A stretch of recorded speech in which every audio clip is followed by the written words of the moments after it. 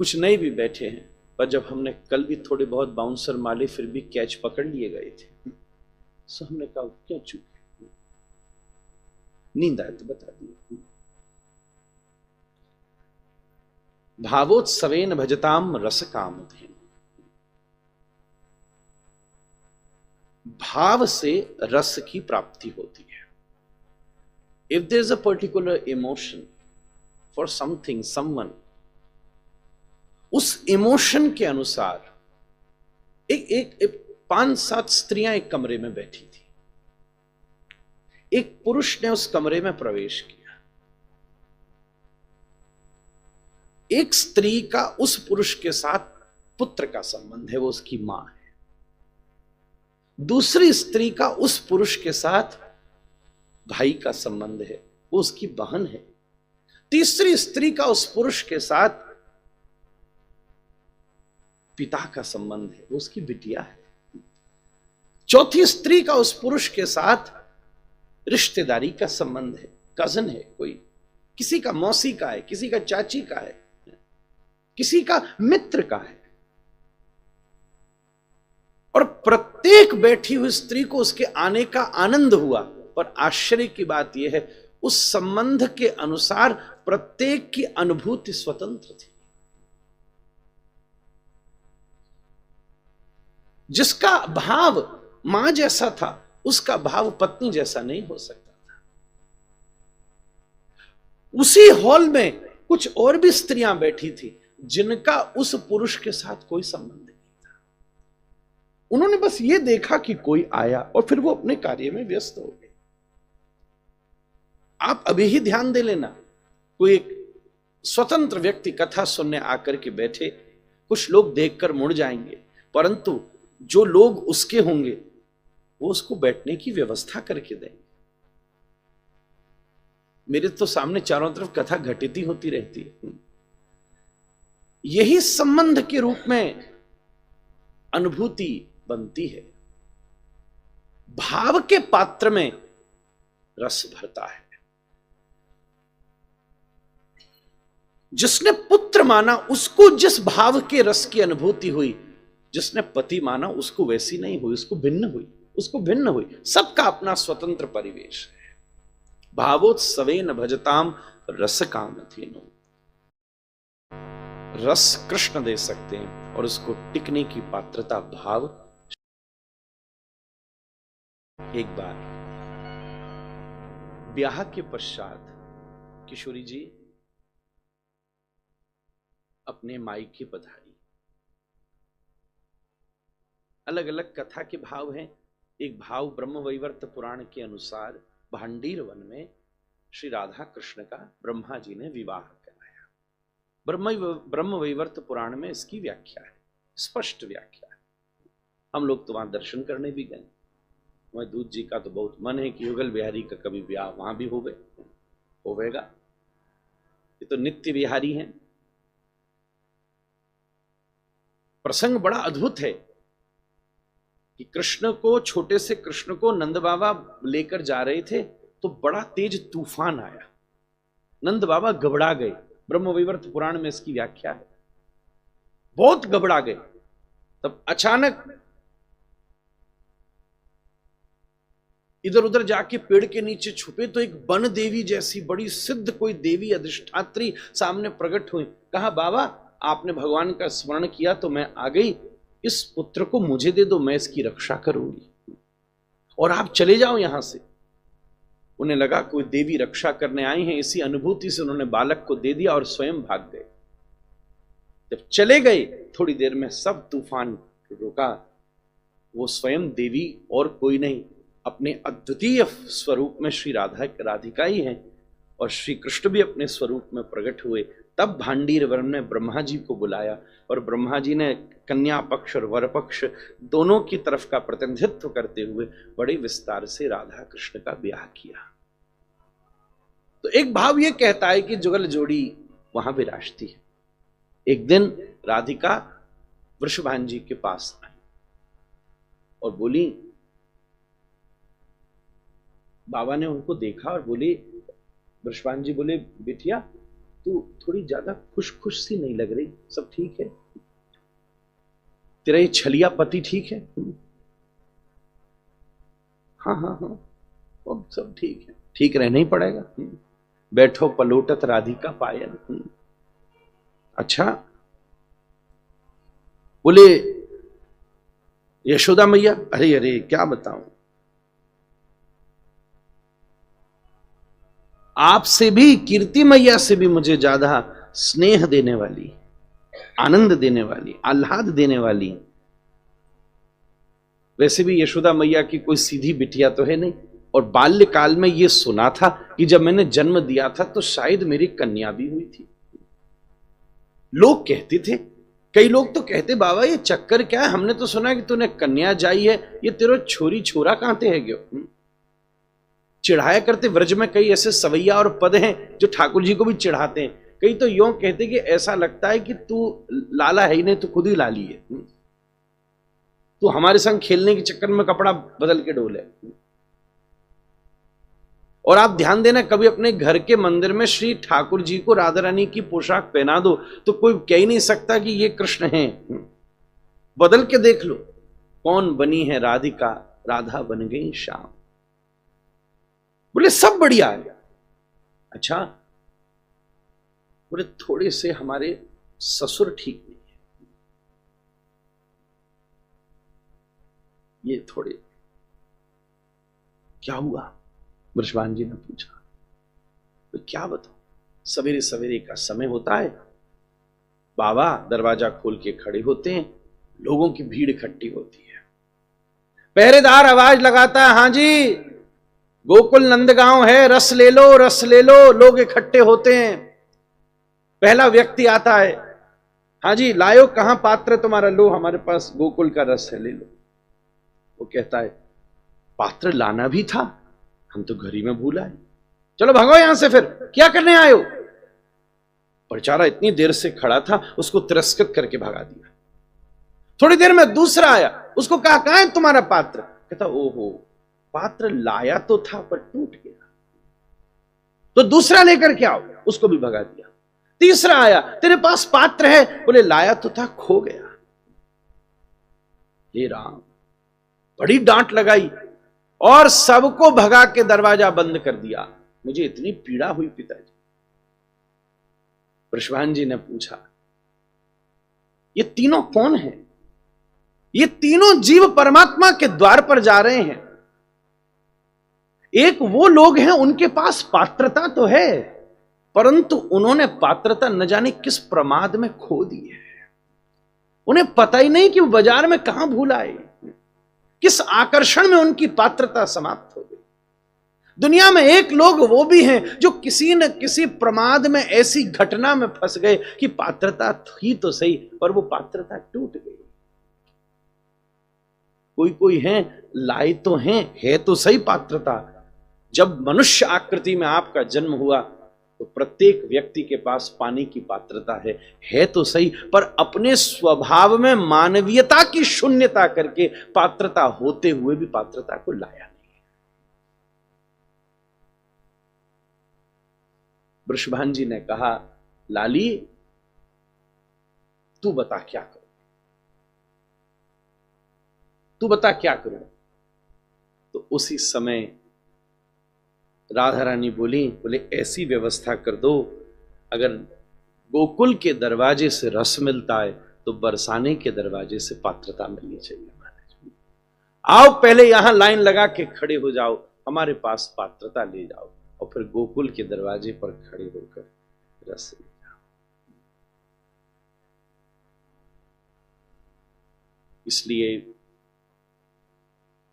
जीवन में हम पात्रता का विस्तार करते जाएंगे, उतने ही रस की अनुभूति करते जाएंगे। उद्देश्य ज्यादा सुनना नहीं है। नायम आत्मा न प्रवचनेन लभ्यो न मेदयान बहुना श्रुतेन। आज वेदांत और स्नातक की तरह इस दो शब्द की विवेचना करने का मैं एक अनाधिकार चेष्टा कर रहा हूं, ध्यान से सुनना। ज्यादा रस एकत्रित करने का उद्देश्य नहीं है, अगर पात्रता परिपक्व है तो एक घड़ी आधी में पुनिआद तुलसी संगत साधु। एक क्षण और एक शब्द भी कदा करिष्यसि हमाम कृपा कटाक्ष भाजनम। मुनिंद वृंद वंदिते त्रिलोक शोक हारिणी प्रसन्न वक्त्र पंकजे निकुंज भूविलास ब्रजेंद्र भानुनंदनी ब्रजेंद्र सोन कदा करिष्यसि हमाम कृपा कटाक्ष कदा करिष्यसि हमाम कृपा कटाक्ष भाजन कदा करिष्यसि हमाम कृपा कटाक्ष भाजन। पात्रता बड़ी होगी तो रस अनुभव हो सकेगा। इसलिए वृंदावन वाले पात्रता इकट्ठे करने के चक्कर में राधे राधे करते रहते हैं। बड़ा सुंदर एक पद है, राधे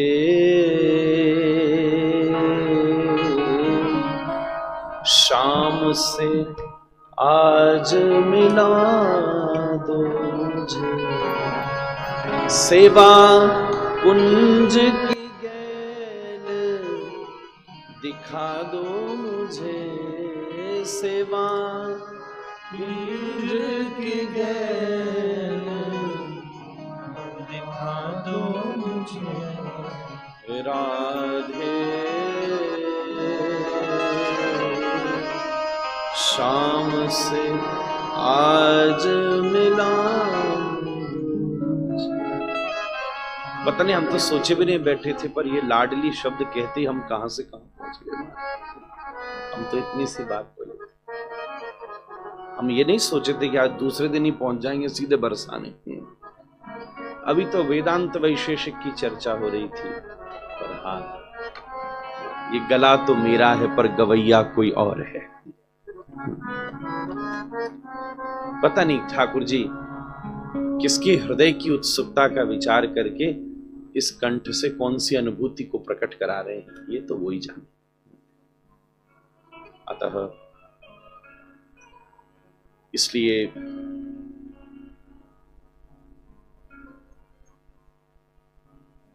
बारिश के समय हाथ में पात्र ठीक होगा तो जल भर जाएगा, कथा के समय पात्र सही होगा तो रस टिक जाएगा,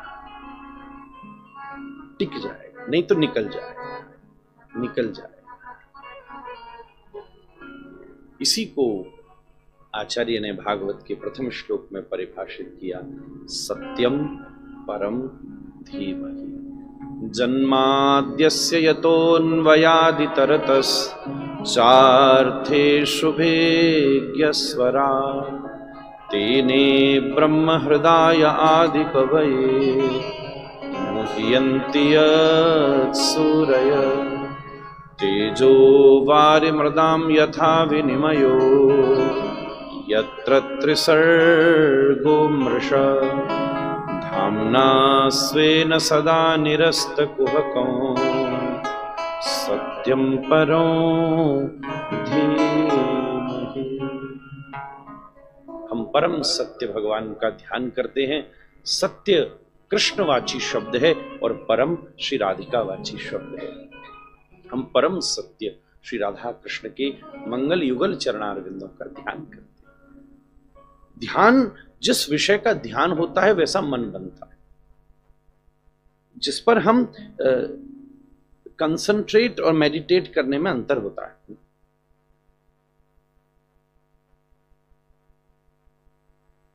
जब हम बाहर के नेत्र से किसी वस्तु का अवलोकन करते हैं, व्हाट इज दिस, तो ये तो कंसंट्रेशन है। बट हमको ये चीज ऐसे ही क्यों दिख रही है, ये जो आत्मावलोकन है, ये ध्यान की पदवी को शुरू करता है। चित्तैकतानता ध्यान, ठीक। उसकी अनुभूति पक्की है।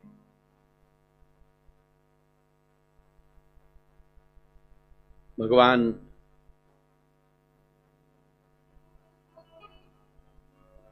अगर इतना सा अभ्यास हो जाए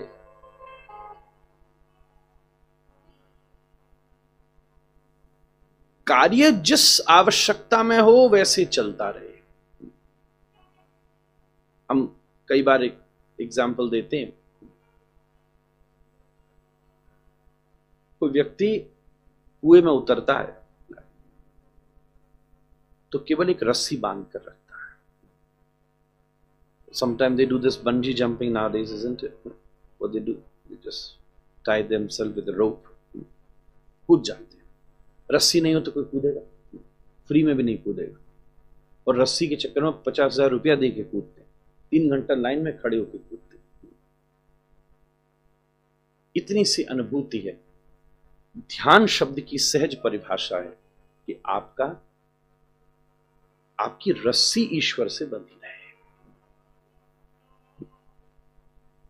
आपकी रस्सी भगवान से बंधी रहे। फिर कुआं में कूदो ना, किसने मना किया? फिर तो कोई समस्या की बात ही नहीं। संचिंतयेत् भगवतश्चरणारविंदम वज्रांकुशध्वजसरोरुहलांछनाढ्यम् उत्तुंगरक्तविलसन्नखचक्रवाल ज्योत्स्नाभिराहृदमहद् हृदयान्धकारम्।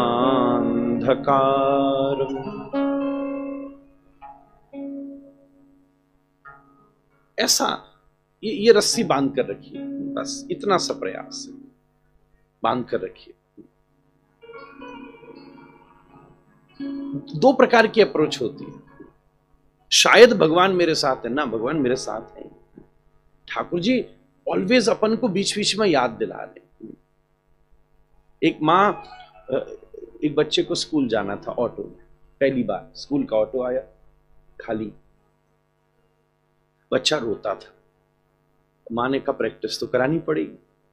अब आजकल तो ये सब नई बात रही, ऑटो फोटो कौन जाने। आजकल तो समस्या ये और आगे कि बच्चा ये पूछता है गाड़ी कौन से ब्रांड की लेने भेजेगा आदमी। वो भी समय आ गया। खैर हमने तो ये सौभाग्य देखा था, कभी रिक्शा भी देखा था।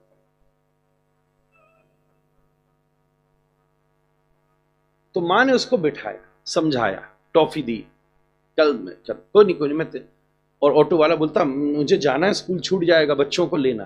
तो माँ ने ले जाते समय कागज दे दिया। ऑटो आगे बढ़ा, बच्चा रोता था, उसने कागज खोल के देखा तो उसमें लिखा था मैं तेरे पीछे ही आ रही हूं।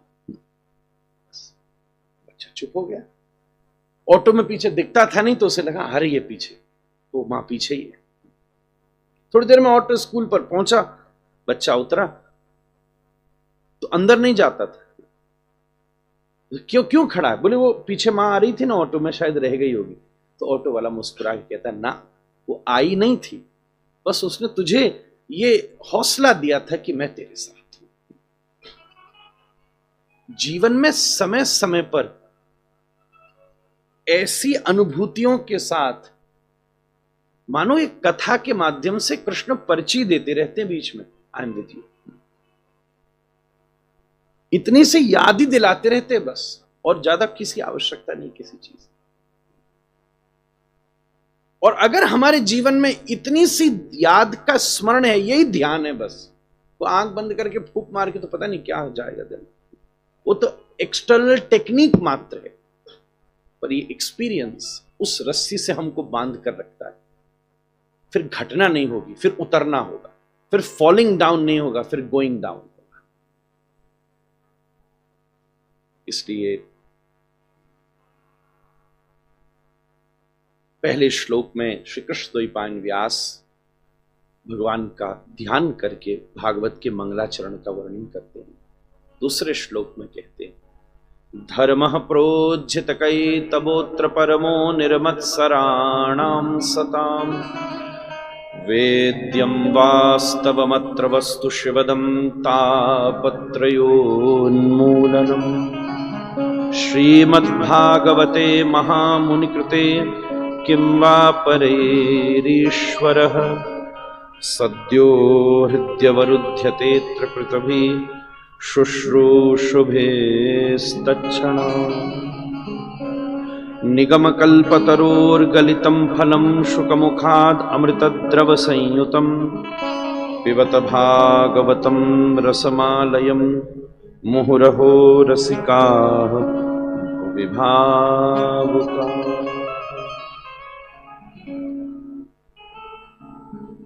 धर्मः प्रोज्झित कई तवोत्र परमो निर्मत्सराणां सता। वेद्यम वास्तवमत्र वस्तु शिवदम तापत्रयोन्मूलनम। प्रोज्झित धर्म, उज्ज्वल धर्म।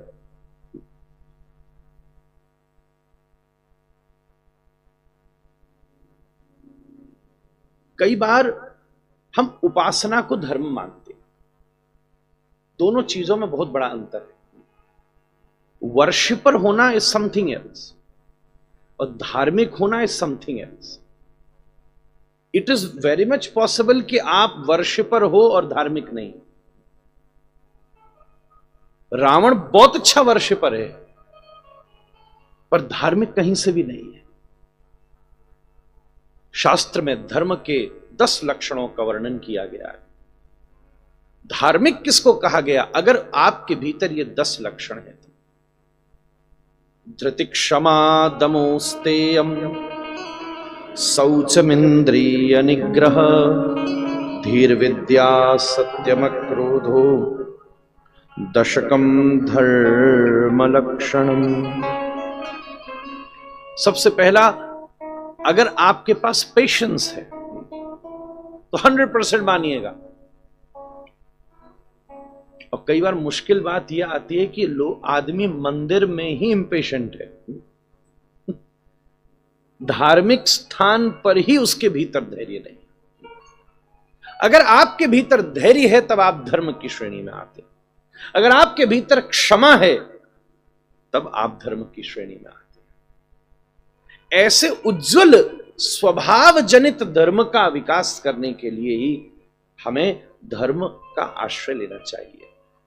ऐसे उज्जवल धर्म को प्रकाशित करने के लिए हमें उसका अभ्यास करना चाहिए। निर्मत्सराणाम सताम वैद्यम वास्तवमत्र वस्तु शिवदम तापत्रयोन्मूलनम।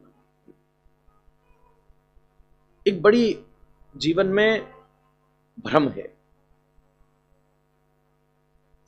कि अगर अपन पूजा करेंगे, उपासना करेंगे, भक्ति करेंगे तो हमारे जीवन के दुख समाप्त होंगे। श्री कृष्ण अर्जुन के साथ खड़े हैं पर अर्जुन को अपनी पूरी क्रिया स्वयं करनी पड़ी। दुख नहीं समाप्त हो सकता परंतु दुख का प्रभाव समाप्त हो सकता है।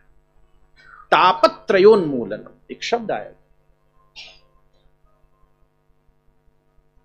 एक आज सुबह मैं प्रसादी पा रहा था तो जब कटोरी में मुझे परोसा जा रहा था, वो कटोरी चांदी के होने से बहुत गर्म थी। तो जब पहली बार उसको छुआ तो हाथ जला। जटिया जी परोस रहे थे। फिर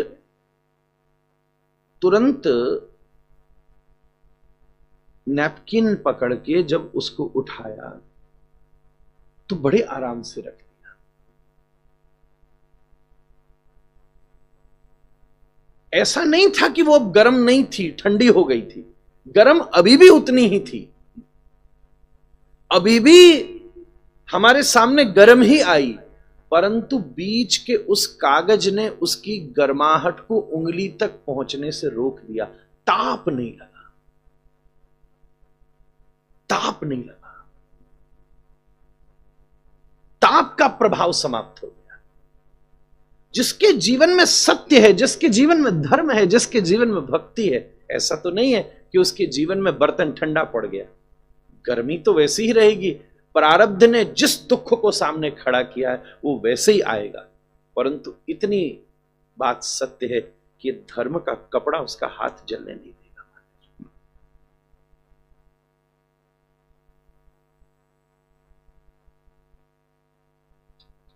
राणा भेजो विष को प्यालो पीवत ही मीरा हांसी रे पग घुंघरू बांध मीरा जी। हमारे पिताजी महाराज को ये पद बड़ा प्रिय था। जब भी राधा रमण जी आप जाते तो उस समय वहां गायन करते थे तो उसको इशारा कर देते थे ओहो वो बड़े, हमको तो इतने राग वाग नहीं आते, मैं तो खानदान में किसी ने नहीं गाया, तो थोड़ा बहुत। पग घूंघरू बांध मेरा नाचे रे, पग घुंघरू बांध मेरा नाचे रे, पग घूंघरू बांध मेरा नाचे रे, घुंघरू बांध नाचे रे, नाच नाच के हरि को रिझावे, नाच नाच के हरि को रिझावे, नाच नाच के हरि को रिझावे, नाच नाच के हरि को रिझावे, आप ही हो गई दासी रे, आप ही हो गई दासी रे, पग घुंघरू बांध मेरा नाचे रे, पग घुंघरू बांध मेरा नाचे रे, लोग कहें मीरा भई बावरी, लोग कहे मीरा भई बावरी, लोग कहें मीरा भई बावरी, लोग कहे मीरा भई बावरी, सास कहे कुल नाशी रे, सास कहे कुल नाशी रे, पग घुंघरू बांध मेरा नाचे रे,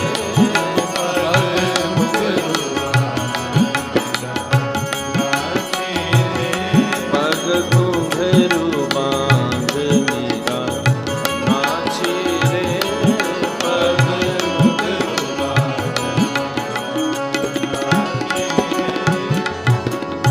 राणा भेजो विष को प्यालो, राणा भेजो विष को प्यालो, राणा भेजो विष को प्यालो, राणा भेजो विष को प्यालो, पीवत मीरा हंसी हंसी रे, पीवत मीरा हंसी हंसी रे, हाँ पीवत मीरा हंसी हंसी रे, पीवत मीरा हंसी हंसी रे, पग घुंघरू बांध मेरा नाची रे, पग घुंघरू नाचे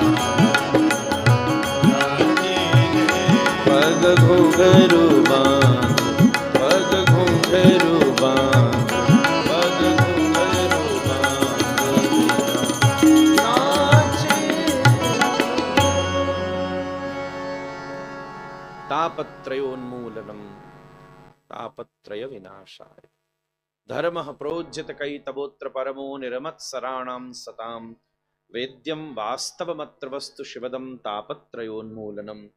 श्रीमद्भागवते महामुनिकृते किं वा परैरीश्वरः सद्यो हृद्यवरुध्यते त्रिकृतभिः शुश्रूषुभिस्तच्छा। इस दूसरे श्लोक में सुखदेव जी श्री व्यास जी वर्णन करते हैं। भागवत जी के ये तीन मंगलाचरण है, इसके थोड़े स्वरूप को समझना पड़ेगा। यहां 4 घाट हैं। एक घाट के ऊपर सुखदेव बैठे हैं, परीक्षित को कथा सुना रहे हैं। दूसरे घाट के ऊपर व्यास और नारद ये 2 बैठकर आपस में चर्चा करते हैं। तीसरे घाट के ऊपर सूत और शौनक नैमिषारण्य में वो बैठकर कथा सुन रहे हैं और कह रहे हैं, और चौथे घाट पर हम और आप बैठे हैं। इन 4 घाटों का सन्मिश्रित होकर, जैसे बारिश होती है तो कुंड के चारों तरफ से पानी सीढ़ियों से बहता है और बीच में इकट्ठा हो जाता है, ऐसे ही इस कथा के कुंड में इन 4 घाटों से प्रसंग आएगा। पहला श्लोक पहले घाट से निकला मंगलाचरण, जो नारद और व्यास का है। दूसरा श्लोक दूसरे घाट से निकला मंगलाचरण है, जो शुक और परीक्षित का है। तीसरा श्लोक तीसरे घाट से उठा मंगलाचरण है, जो सूत और शौनक का है। और हमारा मंगलाचरण तो एक ही है, हरे कृष्णा कृष्णा कृष्णा हरे हरे, हरे राम राम राम हरे हरे। तो अभी पहले घाट के मंगलाचरण में क्या हुआ कि राधा रानी पात्र देती है, उस घाट से आपको ये लेना है और फिर रस भरिएगा। दूसरे घाट से आपने क्या लिया, चारों तरफ घूमना पड़ेगा। दूसरे घाट से आपको एक ही बात पकड़नी है, और वो है, सब दुख दूर हुए जब से मैंने तेरा नाम लिया। यही पंक्ति अनुभूति है। परिस्थिति आती चली जाएंगी, मनस्थिति को संयमित रखिएगा। और अंतिम चरण में कह रहे हैं, सद्यो हृदय वरुध्यतेत्र पृथ्वी शुश्रूषुभिस्तच्छणा। जैसे ही मैंने कथा श्रवण करने का संकल्प किया, भगवान उछल करके वैष्णव के हृदय में बैठ जाते हैं कि वाह, ये सुनने जा रहा है, हम भी बैठ जाना इसके पास। सद्यो हृदय वरुध्यते पृथ्वी। उसी समय कभी समुद्र के किनारे से, आज सुबह ही हमने लाडली के कमरे से रियलाइज किया, समुद्र के किनारे से सूर्य निकलता है तो आप कहते हो सूरज निकल गया। मन था सुबह घूमने जाऊं, पर रोशनी आती, बारिश भी आ गई, तो दृष्टि करी, समुद्र दूर से दिख रहा था। समुद्र निकलता है, कहते सूर्य निकला, पर ऐसा नहीं है कि सूर्य अब उगा। सूर्य सदा स्थित था, अब आपके सामने मात्र प्रकट हुआ। उसकी दिशा दूसरी तरफ थी, है वहीं पर ही था। ऐसे ही हम सबके जीवन में भगवान प्राप्त होते दिखते हैं कि अब जन्म हुआ है, अब हमें मिले हैं, इस जगह हमने यहां कथा सुनी तो प्राप्त है ना, ऐसा नहीं है। परमात्मा के रूप से अंतरात्मा दृक होकर वो सदा विराजमान है। बस अभिजित, बस ब्रह्म मुहूर्त मात्र आना था, और जैसे ब्रह्म मुहूर्त आया, वो अप्रकट परमात्मा सामने प्रकट हो गया। इतनी सी अनुभूति जीवन में करनी है, मात्र इतनी सी। इसलिए कोई चिंता की बात नहीं, बस प्रतीक्षा करनी है। आप कसरत नहीं कर सकते। पर्दे को खोलकर 3 बजे उठने वाला व्यक्ति बस समुद्र की तरफ बैठकर प्रतीक्षा करते रहे, सन्मुख होए जीव जब मोह। अब अचानक सवेरे का 5 बजने के आसपास आएगा कि प्रथम आरुषि फूट करके संकेत करेगी कि सूर्य प्रकट हो गया। ऐसे ही सदगुरु की कृपा की खिड़की के ऊपर बैठकर आचरण के पर्दे खोल करके रखना। बस खिड़की सदगुरु है और आचरण का पर्दा खोल करके रखना, बस इतनी सी काम करना और कुछ नहीं करना। एक न एक दिन माधुर्य मंदिर में मीराबाई एकली खड़ी, सूर्योदय होगा और जीवन जैसे ही सूर्य का उदय होता है, पूरी प्रकृति में प्रकाश हो जाता है। संपूर्ण जीवन मंगल ही मंगल होगा। शास्त्र में मूलभूत रूप से 5 प्रकार के मंगल का संकेत किया गया है। मैं अलग से निकाल कर लाया था, मानस की पंक्तियां। सबसे पहले, अगर आपके जीवन में पकड़ने योग्य कोई वस्तु है तो वो भगवान का नाम है। सीधी सीधी बात आचार्य ने कहा, भगवान का नाम सदा मंगल में है। मंगल भवन अमंगल हारी,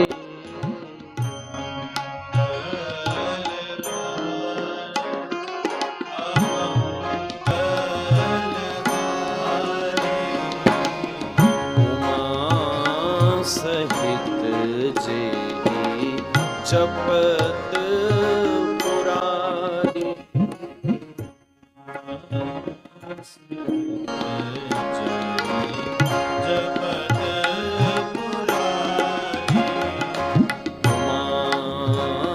सहित जेहि जपत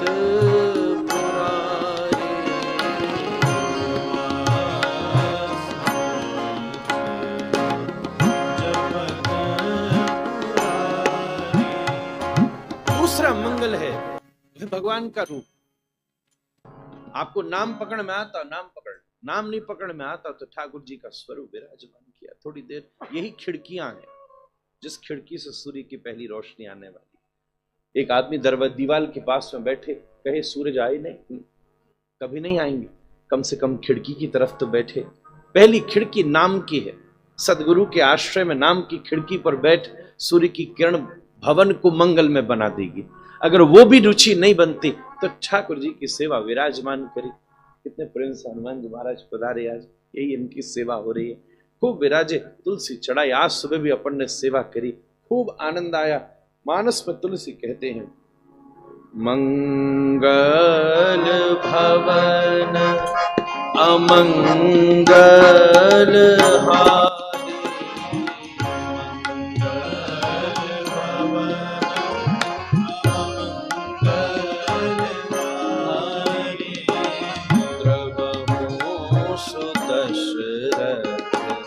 अजिर बिहारी।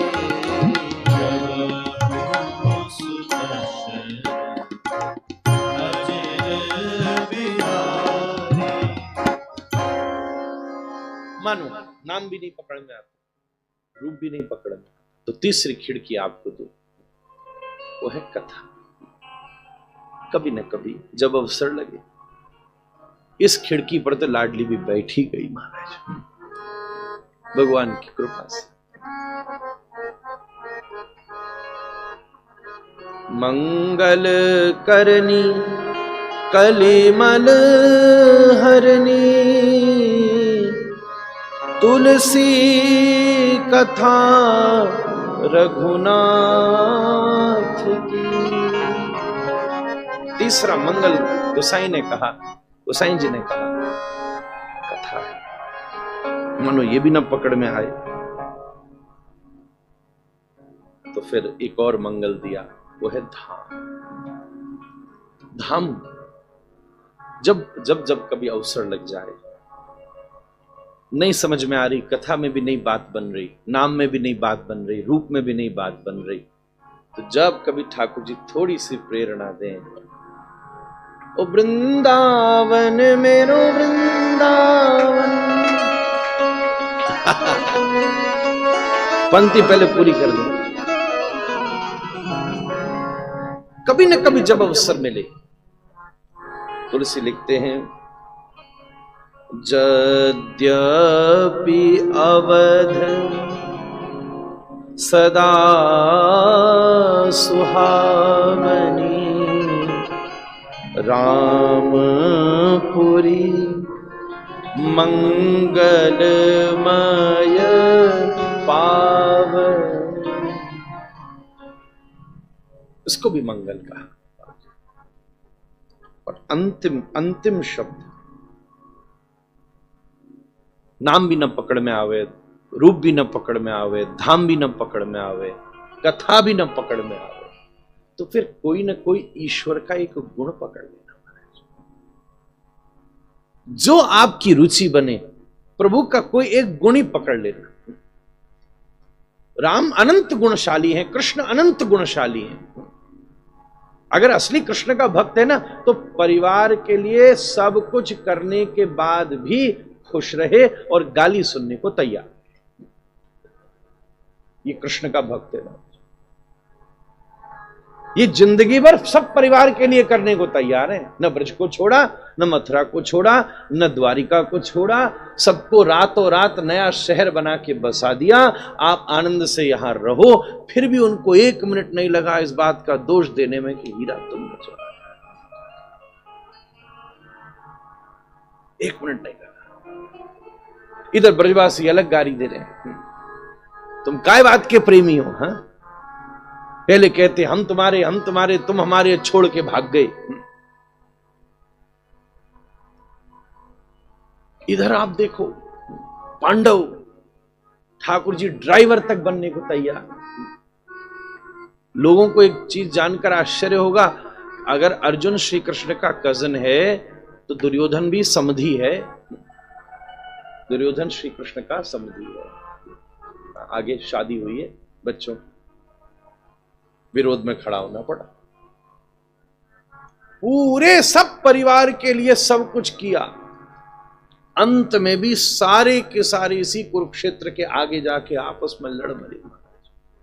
फिर श्री कृष्ण अकेले ऊधो के सामने बैठकर वृंदावन की याद कर रहे हैं।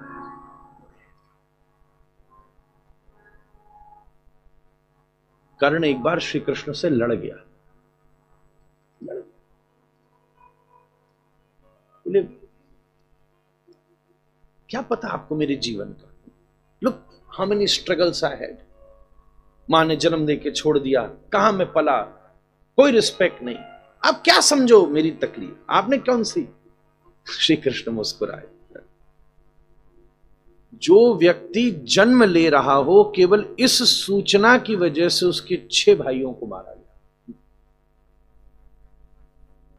और जो जन्म से ही, जिसको जन्म ही इसलिए दिलाया जा रहा हो क्योंकि एक दिन उसका मामा उसे स्वयं मारे, और फिर उसके बाद में मां से अलग होकर ब्रज में, और वहां नित्य मामा के द्वारा भेजे गए असुरों के साथ युद्ध, और फिर उसके बाद में ब्रजवासी अपने लगने लगे, प्रेम हुआ तो मथुरा वालों ने बुला लिया। मथुरा में रहा तो फिर मामियों ने नहीं चैन लेने दिया, फिर उन्होंने आक्रमण शुरू कर दिया, फिर छोड़ के द्वारिका। अब द्वारिका बना तो ली, पर कर क्या रहा हूं? ड्राइवरी। गुण पकड़ना पड़ेगा। इसलिए तो इस पूरी दुनिया में सबसे ऑथेंटिक स्माइल ही राधा रमण जी की लगती है। ये तो कीचड़ में खेला हुआ कमल तो यही है। अपनी तो कई बार प्रोफेशनल लगती है, प्रेजेंटेशन वाली लगती है, वो तो ग्रीटिंग वाली लगती है। कई बार we have to smile as a greeting, isn't it? It's professional, you get paid for it some time also. अभी हम फ्लाइट में जा रहे, सामने एयर होस्ट हो, वो हंस के आइए स्वागत। फिर बाद में कभी मौका मिले पास में बैठे तो बोले स्वामी जी जीवन में बड़ा दुख है। बोले अभी तो हंस रही थी। We get paid to smile. ये स्थिति समझिए। पर इसलिए इस दुनिया में सबसे ऑथेंटिक प्रसन्नता अगर किसी की लगती है, मुस्कुराते हो तो जी उठते हैं मरने वाले, मुस्कुराहट ही तेरी, मुस्कुराहट ही तेरी करती जीते जी मरण, पाग टेढ़ी सीधर, वाम मोती लटकन, पाग टेढ़ी सीधर, डोले ब्रज कुंजों में, डोले ब्रज कुंजों में, झुमके राधा रमन, पाग टेढ़ी सीधर। राम जी का गुण सीखना पड़ेगा। everything is unconditional, unplanned. हमने जब भाई भी चौहान में कथा हुई तो ये बात खूब कही। राम जी के जीवन में एवरीथिंग इज अनप्लान्ड। हम प्लैंड को एंजॉय करते, कभी कभी जीवन में ऐसा भी होता है अनप्लैंड भी एंजॉय होता है। राम जी जैसी तो सिचुएशन हो ही नहीं सकता हो। पहली बात, गए थे बाबा जी के संग उसके यज्ञ की रक्षा के लिए। ये थोड़ी ना पता था कि शादी हो जाएगी। हम में से आप में से कुछ महाराज 1-1.5 साल का टाइम था तुम्हारा, have to book the venue, then book लाडली, फिर उसके बाद फिर सब डेकोरेशन, फिर ये, फिर जाके फेरे पड़ेंगे,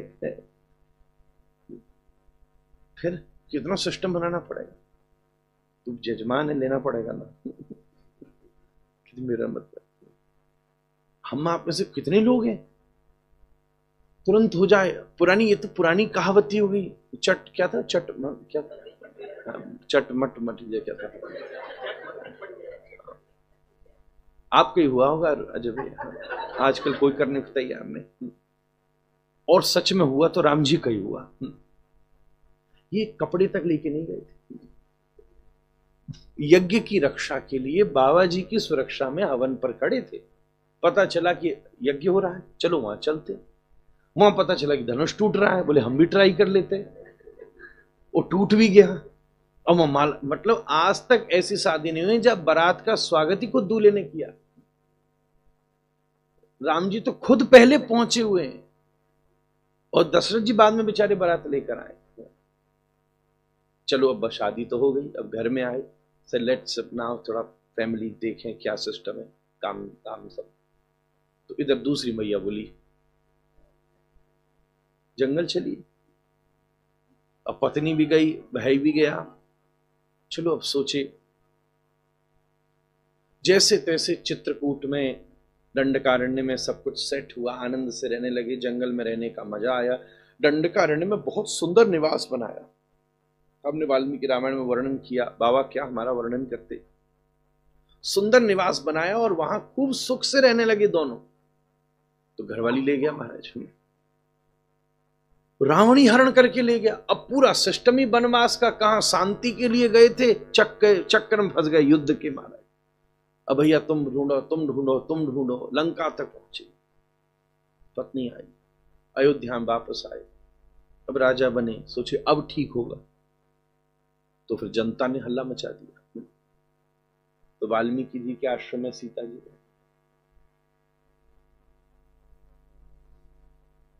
अनप्लैंड सिचुएशन को भी एंजॉय करते हुए, हैंडल करके, उसके सिर के ऊपर बैठकर सब कुछ व्यवस्थित करने वाला ही राम था। एक गुण भी तो लेकर इसी का विचार करें, क्या क्या भगवान में गुण है। मैं तो बहुत व्यवहारिक स्तर पर आपसे निवेदन कर रहा हूं, यहां से शुरुआत की जाए, इससे सुंदर बात।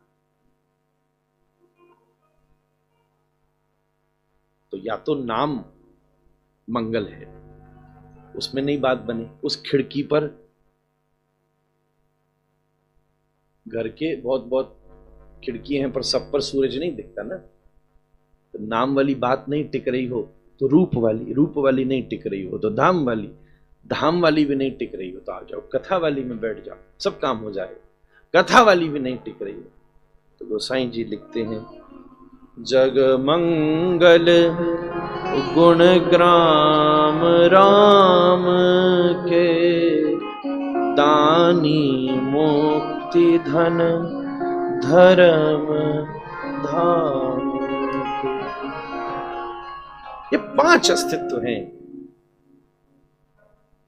सद्यो हृदय वरुध्यते पृथ्वी शुश्रूषुभिस्तच्च। अब अगर आप मुझसे कुछ पूछो कि महाराज 5 तो आपने बता दिए, मैं भागवत के आसन पर बैठा हूं, भागवत जी से पूछो कि सबसे बढ़िया खिड़की कौन सी है, इनमें से सबसे बढ़िया कौन सी है, ऐसी जिसमें 5 चीजें हो जाएं, तो मैं आपसे सत्य कहूं वो कथा है।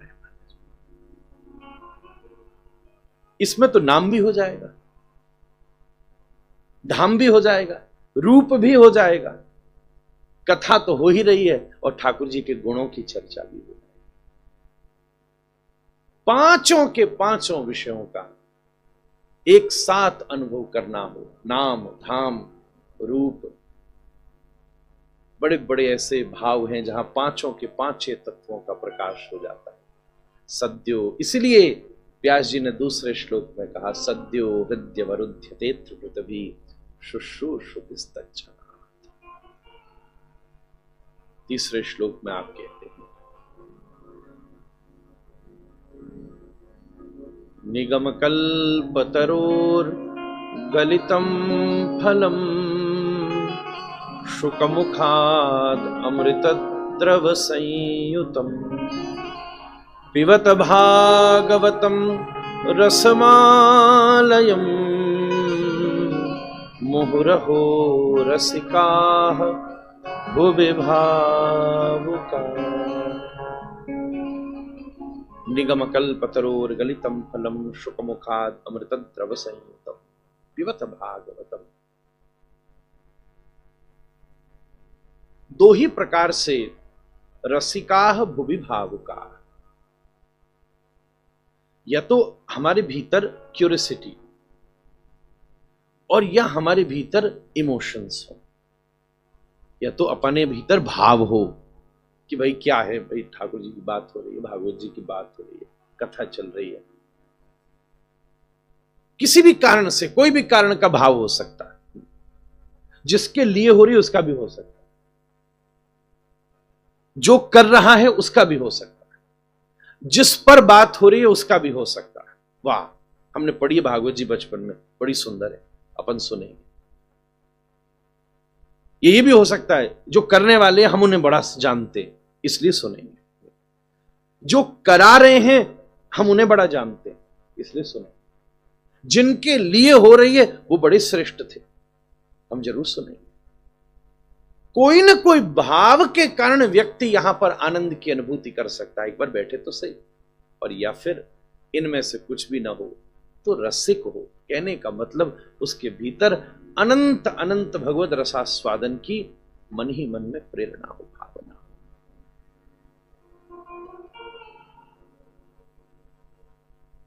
यही दो कारण हृदय को तद्वद रूप में आकर्षित कर सकते।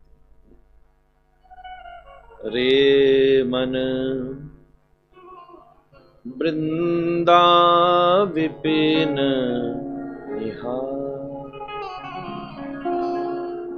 यद्यपि मिले कोटि चिंतामणि तदपि न हाथ पसार, विपिन राज सीमा के बाहर हरहु को न निहार।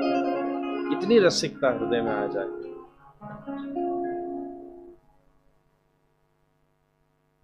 इन तीन श्लोकों से तीनों घाटों को हम लोग प्रणाम किए लेते हैं। एक बात यहां से ली, एक बात वहां से ली, एक बात उस घाट से ली, और हमारे वाले घाट से तो हरि कीर्तन ही भगवान का मंगला चलता है। हरे कृष्णा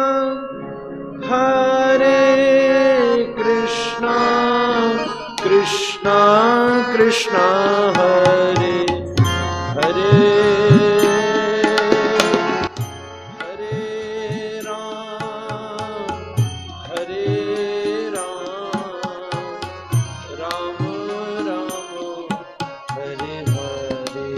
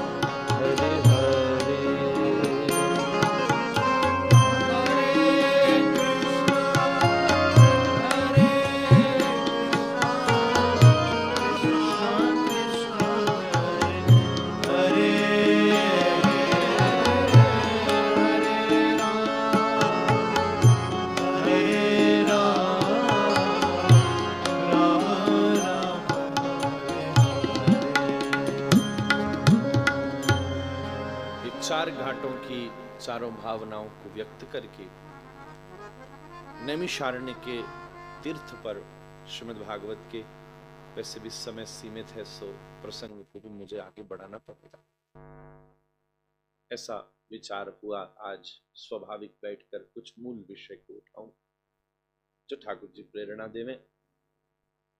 नैमिषारण्य के क्षेत्र पर नैमिष शब्द,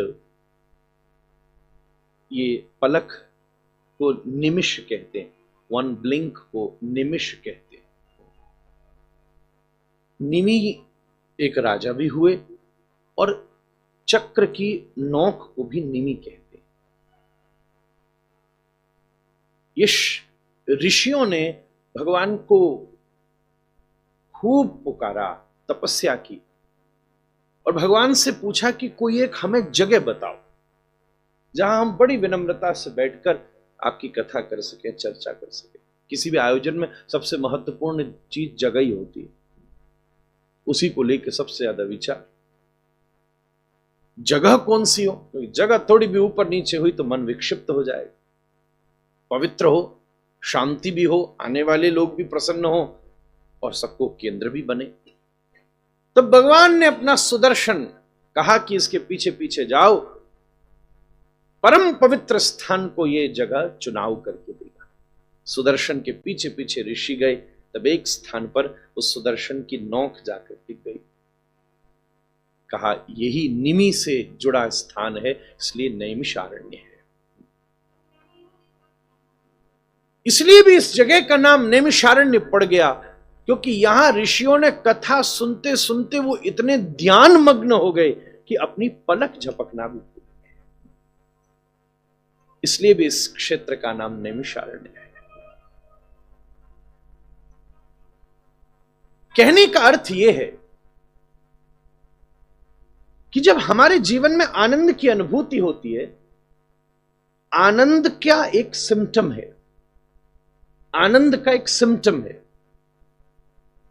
कि वो बियॉन्ड द टाइम ले जाता है। वेदांत में इसकी व्याख्या आई है।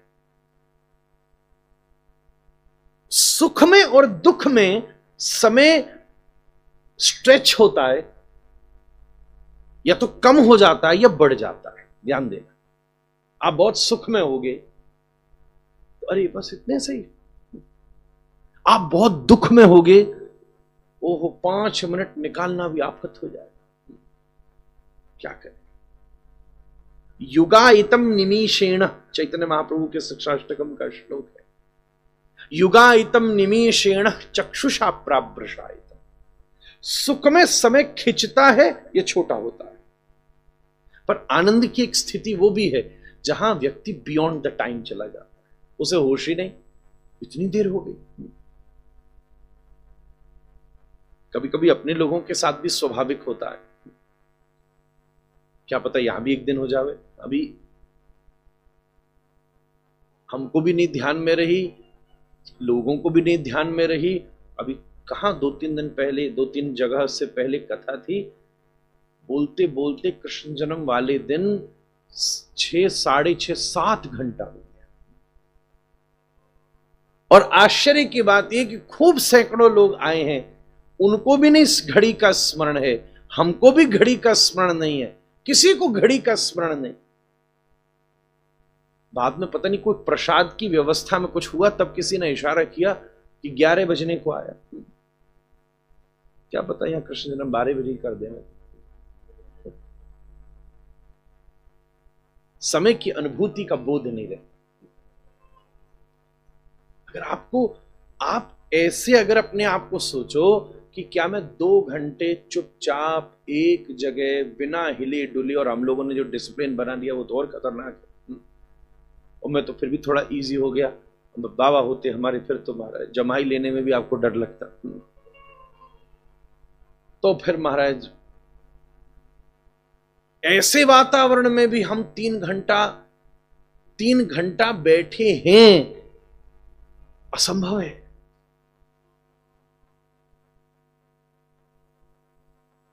सुख और दुख परिस्थिति जन्य होता है।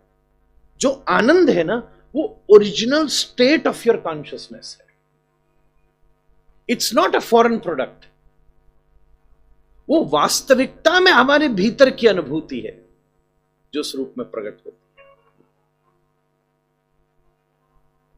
सुनते सुनते शौनक ऋषि इतने आनंद में डूब गए कि उनको पलक झपकने का भी स्मरण नहीं रहा। कहने का अर्थ उनकी स्थिति कालातीत हो गई, बोध ही नहीं रहा। आपने सुत जी के चरणों में बैठकर बड़ी विनम्रता से प्रणाम करके कुछ प्रश्न किए। बिना प्रश्न के, बिना भूख के भोजन में स्वाद नहीं आएगा। अगर हम थोड़ी, हमारे भीतर क्यूरियोसिटी नहीं होगी, जिज्ञासा नहीं होगी, तो सुनने में भी आनंद नहीं है। कम से कम सुनने की ही जिज्ञासा हो। जब किसी कोई पर्टिकुलर बात होती है तब प्रश्न होता है, और जब सब कुछ जानना होता है तब जिज्ञासा होती है। 6 प्रश्न श्रीमद् भागवत की फाउंडेशन रखते हैं। सबसे पहला प्रश्न किया शौनक ऋषि ने सूत जी से, किम श्रेयः। श्रेय शब्द का अर्थ होता है कल्याण। बंबई में एक जगह है ना कल्याण, याद रखना महाराज, ये पहला प्रश्न। कल्याण, कल्याण शब्द का मतलब क्या होता है वेदांत में? जिसके परिणाम में सुख है महाराज, उसको कल्याण।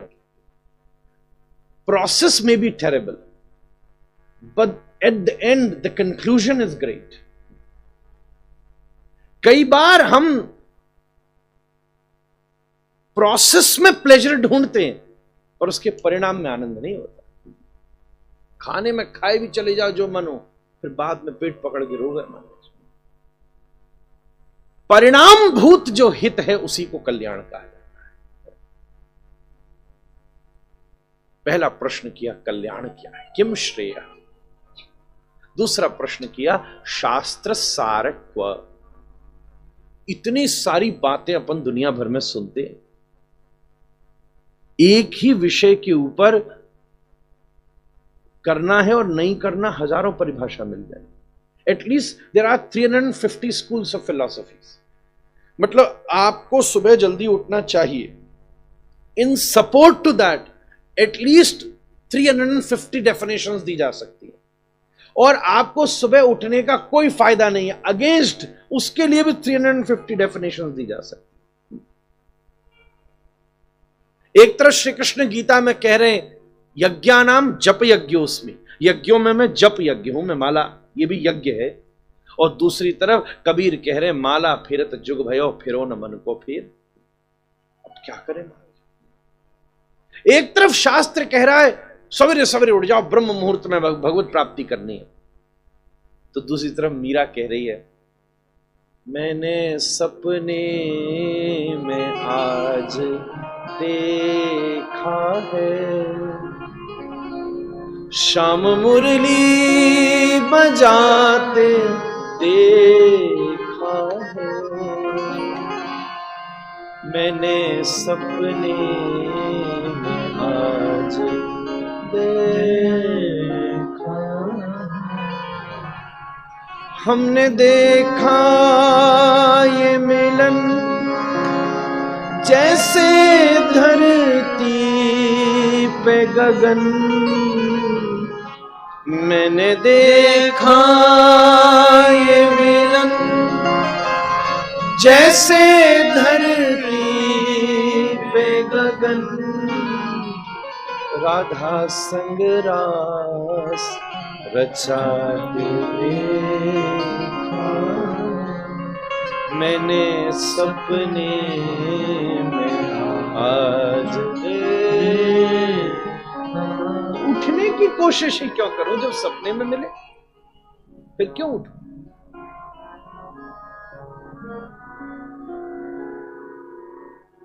बड़ी बड़ी बात है। एक जगह श्राद्ध पक्ष चल रहे हैं, इस समय कहते हैं ओहो जाओ श्राद्ध करो, गया जाओ, तुम्हारे पितर तर जाएंगे, वो तर गए तो तुम्हारे जीवन में सब सुख होगा, मन शांत रहेगा। उस दूसरी तरफ बुल्ले शाह कहते हैं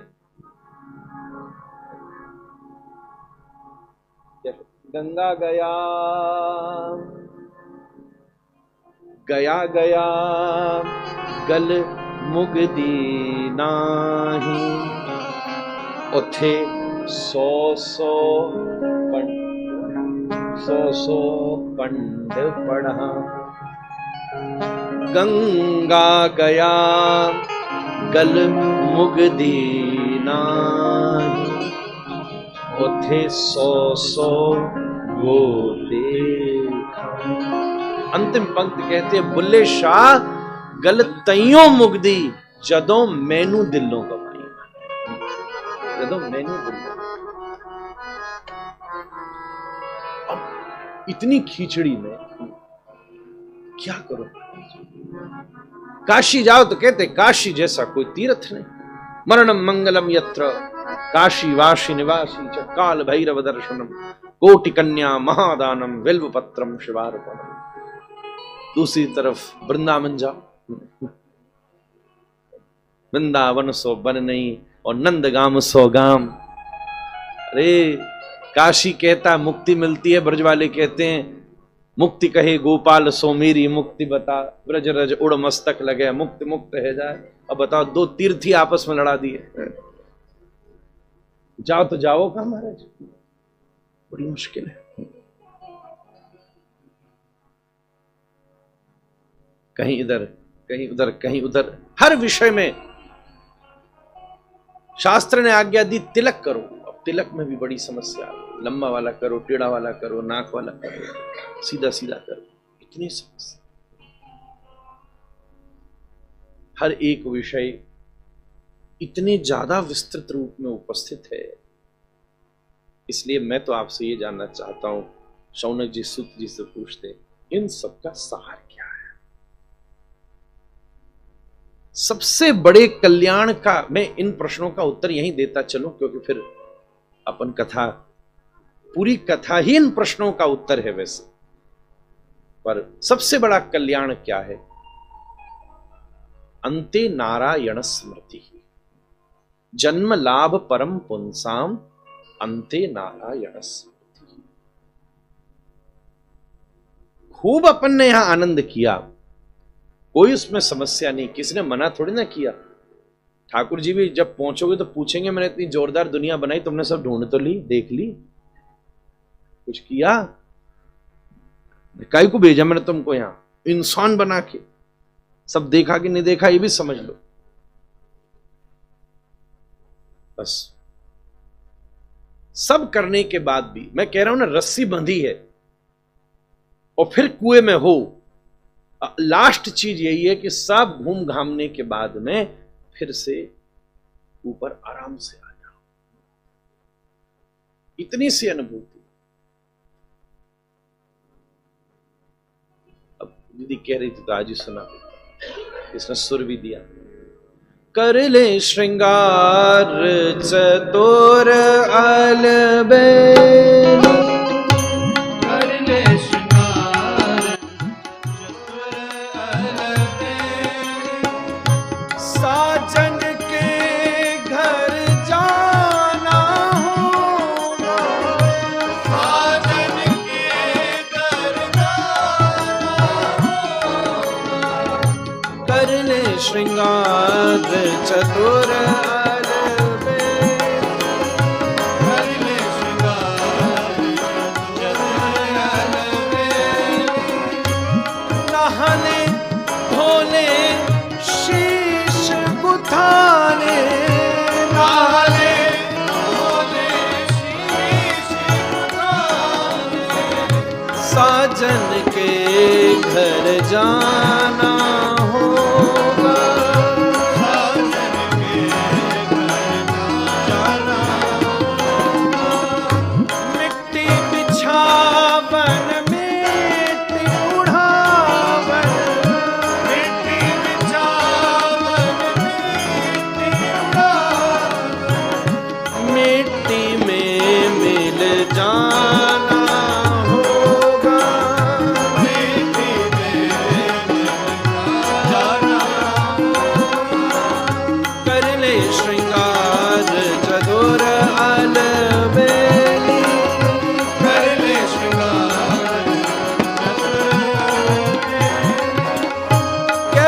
कबीर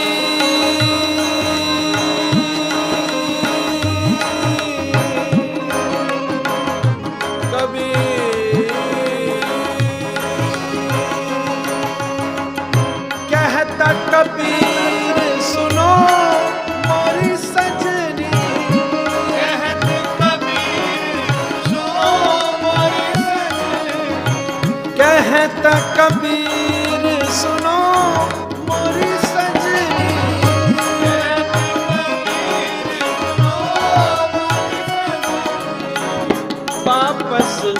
वापस वापस फिर नहीं आना,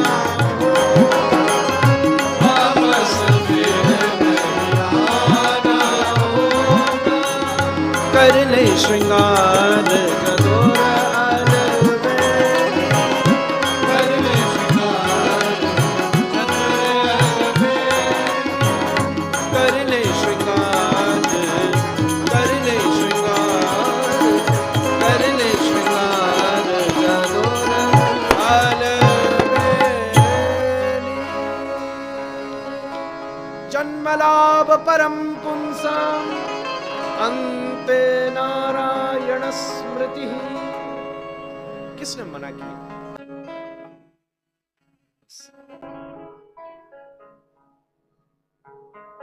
इतना तो करना स्वामी, जब प्राण तन से गोविंद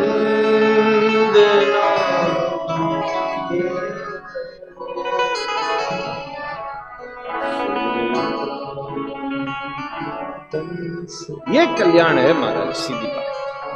और सब प्रोसेस के प्लेजर है, पर कंफ्यूजन में तो इतनी सी बात है। सबसे बढ़िया मेरी पंक्ति सबसे बढ़िया लगती है, कोई रोग ना सतावे,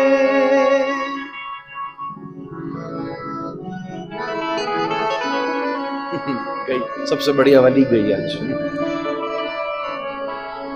तो फिर एक और बढ़िया लगती है, बताओ। मेरा सांवरा निकट हो,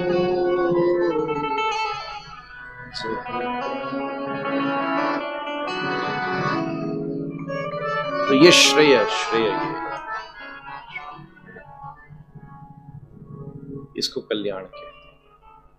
दूसरा प्रश्न उठा, शास्त्र का सार क्या है? ये जो एक ही बात चार चार जगह घूम रही है, झंझट ये है, कृष्ण वाले कह रहे हैं उनसे बढ़िया कोई नहीं, राम वाले कह रहे हैं उनसे बढ़िया कोई नहीं, फिर कोई कह रहे हैं दोनों छोड़ो हनुमान जी से, कहते इन सभी को छोड़ो, ये नए आए बाबा भूतनाथ, ये बढ़िया है। कंफ्यूजन। कोई योग श्रेष्ठ कहता है, कोई यज्ञ श्रेष्ठ कहता है, कोई व्रत श्रेष्ठ कहता है, कोई जप श्रेष्ठ कहता है, कोई कुछ कहता है, कोई कुछ कहता है।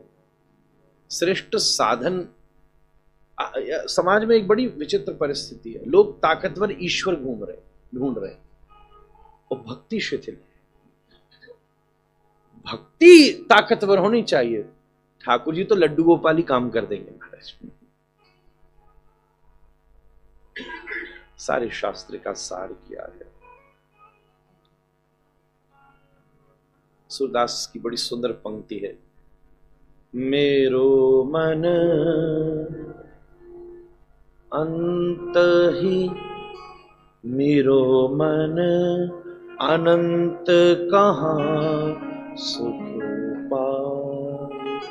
गाऊंगा नहीं, बस व्याख्या करो। मेरो मन अनंत कहाँ सुख पावे, शब्द पकड़ना, आप तो समझ सकेंगे। जैसे उड़ी जहाज को पंछी, जैसे उड़ी जहाज को पंछी, फिरी जहाज पे आवे। समुद्र के किनारे कभी देखना, बड़ा भारी क्रूज चल रहा हो, उसके ऊपर कोई पंछी मानो बम्बई से चला जाए, जैसे उड़ो जहाज को पंछी फिर जहाज पे आवे। बेचारे के पास कोई और बैठने की जगह ही नहीं समुद्र में। दुनिया की उड़ान हो, पर जिस कृष्ण चरणों के जहाज से ये मन का पंछी उड़ा है, सारी बात तो इतनी सी है, वो फिर से उसी जगह आकर बैठ जाए। कमल नैन को छाड़ी महात्म और देव को ध्यान, परम गंग को छाड़ी पियासो दुर्मति कूप खना। सब बात कह दी सारी। सूरदास प्रभु क्या सार की बात है। गंगा को छोड़कर कुआ में काय को मोह मार लिया है। हमारे राधारमन जी को छोड़कर कहां इधर उधर डोल रहे हो। जेहि मधुकर अम्बुज रस चाख्यो, क्यों करील फल भावे। कांटो बुरो करील को और बदरोटी घाम। ब्रज की कहावत है, करील का कांटा बड़ा भयंकर होता है, लगे सो लगे और बाद में महीनन तक दर्द देवे। महाराज करील को फल कैसे खाओगे। आम रखा हो तो कोई धतूरा खाने की सोचेगा, खा भी ना सके आदमी। शास्त्र सार हुआ। तीसरा प्रश्न पूछा कि अवतारश्च, ये जो हम सुनते हैं भगवान आते हैं, अवतार होते हैं, ये सब क्या है, कितने होते हैं, क्या होता है। भगवान के वैसे तो अनंत अवतार हैं, पर विष्णु पुराण के भीतर अपन टाइम लगने पर व्याख्या करेंगे। 14 प्रकार के अवतार हैं, जिसमें एक प्रकार है जिसको 24 अवतार कहा जाता है, एक प्रकार है जिसको दशावतार कहा जाता है, एक अवतार है जिसको चक्रव्यूहावतार कहा जाता है, एक अवतार है जिसको कला और अंश कहा जाता है, एक जिसको नित्यावतार कहा जाता है, एक है जिसको युगावतार कहा जाता है, एक है जिसको मनवंतरावतार कहा जा सकता है। इतनी व्याख्या में गए तो केवल इसी की व्याख्या कहां तक पहुंच जाए। इस 14 डिफरेंट कैटेगरीज, सही बात तो यह है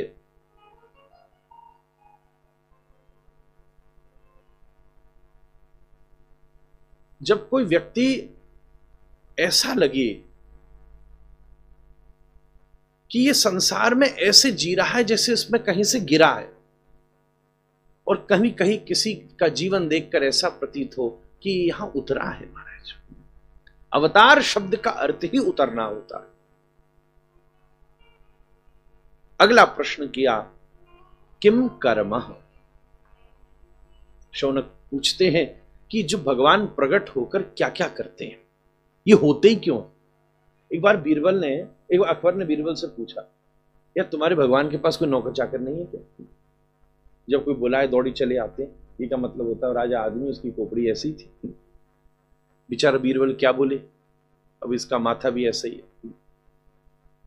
थोड़े दिन के बाद राजा ने एक व्यवस्था करी। अकबर ने अपने परिवार के साथ नाव में घूम रहा था,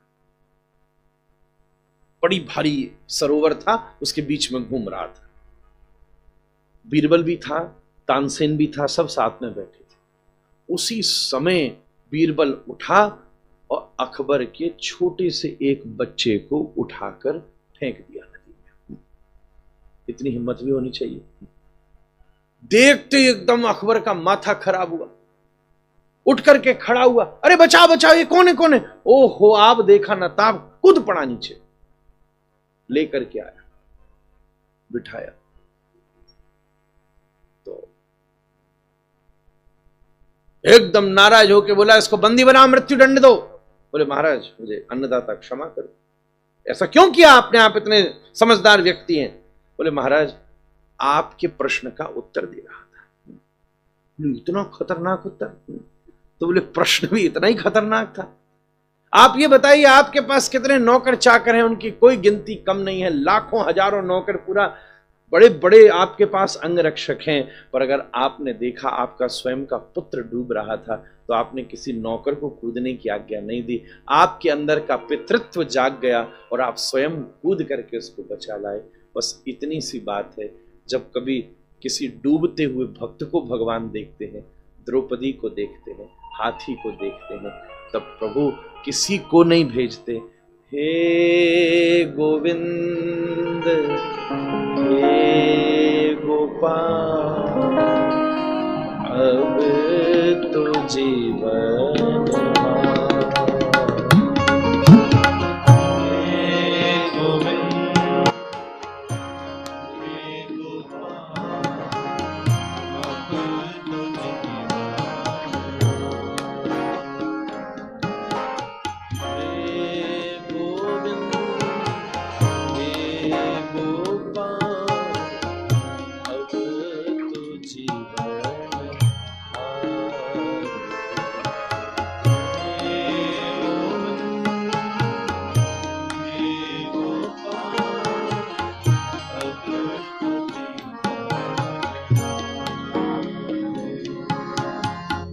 चार प्रहर युद्ध भयो, ले गयो मज धारे। चार प्रहर युद्ध भयो, ले गयो मज धारे। चार प्रहर ले गयो मज धारे। चार प्रहर युद्ध भयो, ले गयो मज धारे। नाक कान डूबन लागे,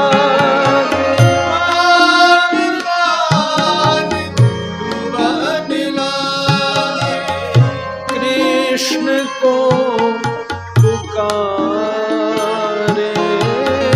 कृष्ण को पुकारे। हे गोविंद हे गोपाल अब तो जीवन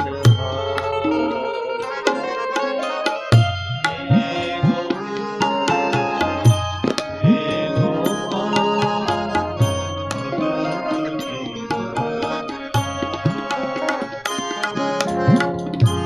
द्वारिका में शब्द गायो, शोर भयो भारे।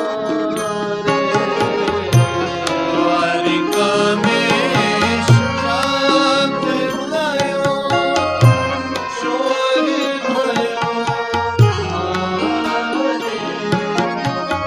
शंख चक्र गदा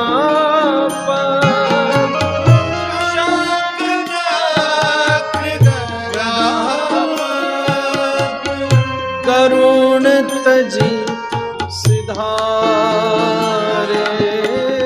करुण तजी सिधारे।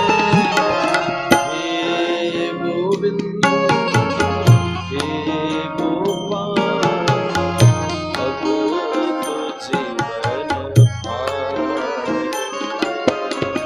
हे गोविंद हे गोपाल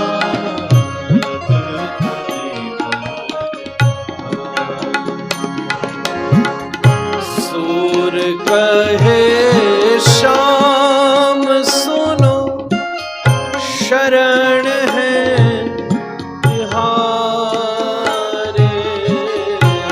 सूर कहे श्याम सुनो, शरण है तिहारे। अब की बार पार करो, अब की बार पार करो। नंद के दुलारे,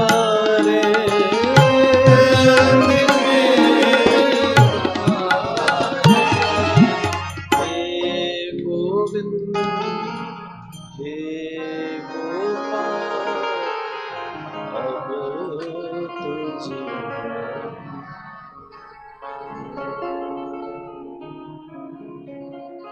यही ऐसे ही आते हैं और यही करते हैं। किम श्रेय शास्त्र स्वारक्व के अवतारश्च किम कर्म। पांचवा अवतारस्य प्रयोजनम, प्रयोजन क्या है भगवान के आने का। तो ये तीन प्रश्न के उत्तर तो इसी बात में आ गए। किसी ने कहा कि जब जब होए धर्म की हानि, बाढ़े असुर अधम अभिमानी, तब तब प्रभु धरे विविध शरीरा। मतलब जब बहुत ज्यादा उदमबाजी बढ़ जावे तब ठाकुर जी आवे। तो एक जने ने हमसे प्रश्न किया, फिर महाराज धर्म करने की जरूरत क्या? अधर्म ज्यादा करो तो भगवान शायद पहले मिल जाओ। पर बड़ी बात ये धर्म अधर्म की नहीं है, बड़ी बात ये है कि जब भगवान तो सदा किसी के पुकारने पर पधारते हैं। जब कोई आर्द्र होकर के हाथी ने पुकारा, जिसने हरि गुण गाए प्रभु दौड़े चले आए, जिसने गाए, यही अवतार से प्रयोजन है। और अंतिम बात पूछी, छठा प्रश्न, धर्म कम शरणम गतः। अंतिम प्रश्न पूछा, धर्म भी किसकी शरण में जाता है? धर्म की रक्षा कहां होगी? धर्म की रक्षा, ये बहुत बड़ा प्रश्न है।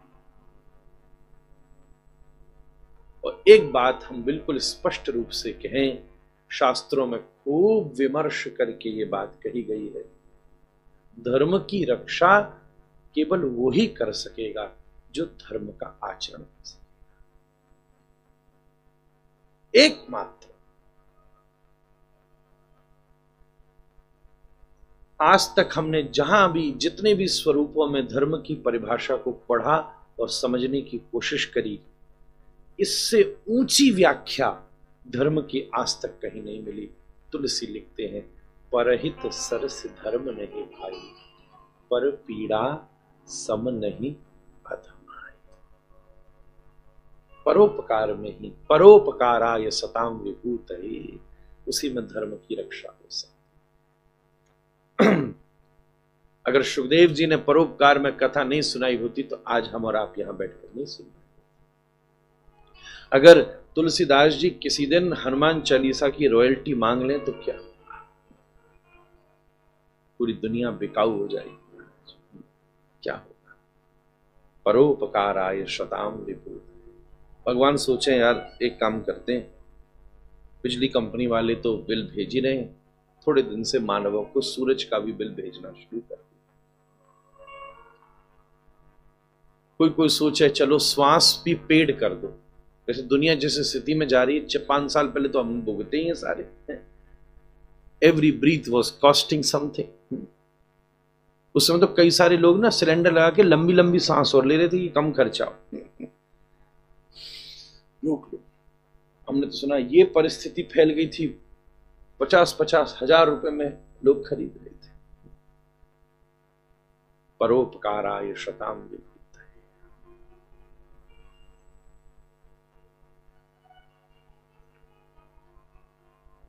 कोई मेरे काम में आ जाए, ये कर्म योग है। मैं किसी के काम में आ जाऊं, ये धर्म योग है महाराज। सीधी सी बात। कोई मेरे काम में आना चाहिए, ये प्रतिभा कर्म योगी सीखता है। पर मैं भी कभी किसी के कार्य में आ जाऊं, ये प्रतिभा धर्म योगी सीखता है।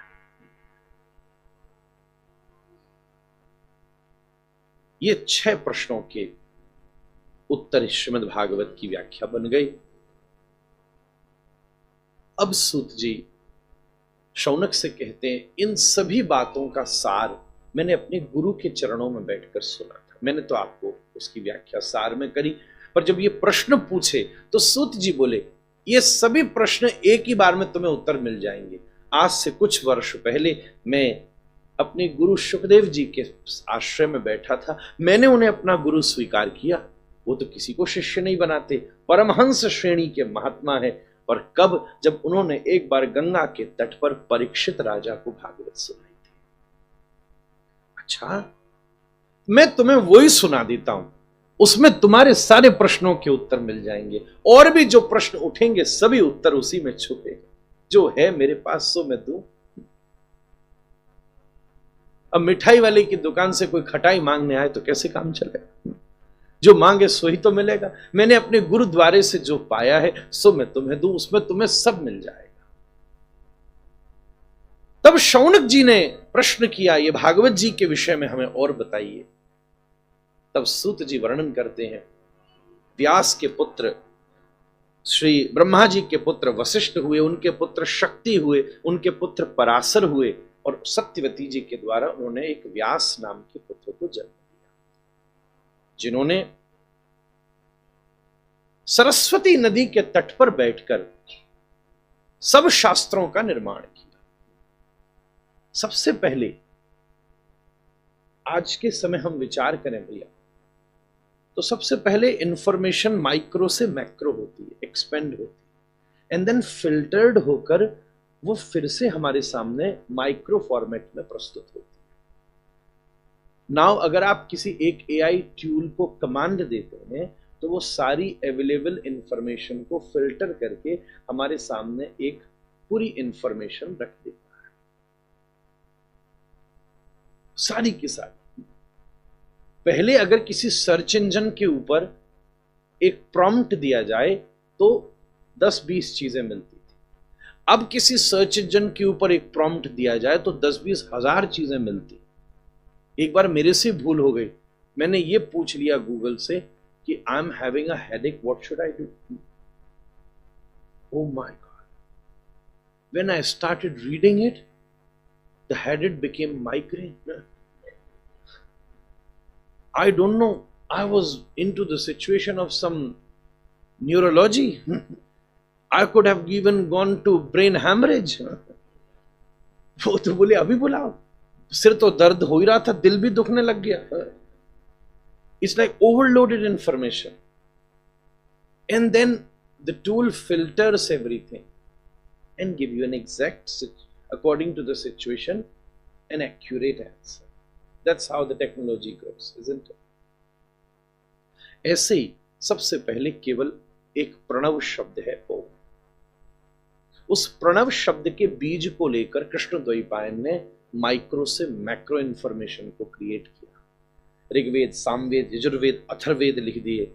मार्कंडे, मत्स्य, भागवत, भविष्य, वामन, वायु, विष्णु, ब्रह्म, ब्रह्म विवर्त, ब्रह्मांड, अग्नि, नाद, पद्म, लिंग, गरुण, कूर्म, स्कंध, कठोपनिषद, केनोपनिषद, छांदोग्योपनिषद, बृहदारण्योकोपनिषद, ऐतरोपनिषद, तैतरोपनिषद, मंडुकोपनिषद, मांडुकोपनिषद। ये नाम याद करने में कहीं को चाची नानी याद आ जाएगी। श्वेता स्वतरोपनिषद, कलिसंतरणोपनिषद, ये सब इतने उपनिषद लिख डाले। महाभारत लिख डाली जिसमें 1,00,000 श्लोक है, 24,000 श्लोक वाल्मीकि रामायण में है। आनंद रामायण लिख डाली। ये सब लिखने के बाद फिर नारद जी ने आकर उनको प्रेरणा दी। अब आप युग धर्म की बात करिए। यही कलिकाल न साधन दूजा, जोग जग जप तपव्रत पूजा, राम ही सुमरिये गाइये राम ही, संतत सुनिए राम गुण ग्राम ही। नारद जी ने अपने पूर्व जन्म का चरित्र सुना के जो उन्हें ब्रह्मा जी से 4 श्लोकों वाली भागवत मिली वो प्रदान करी।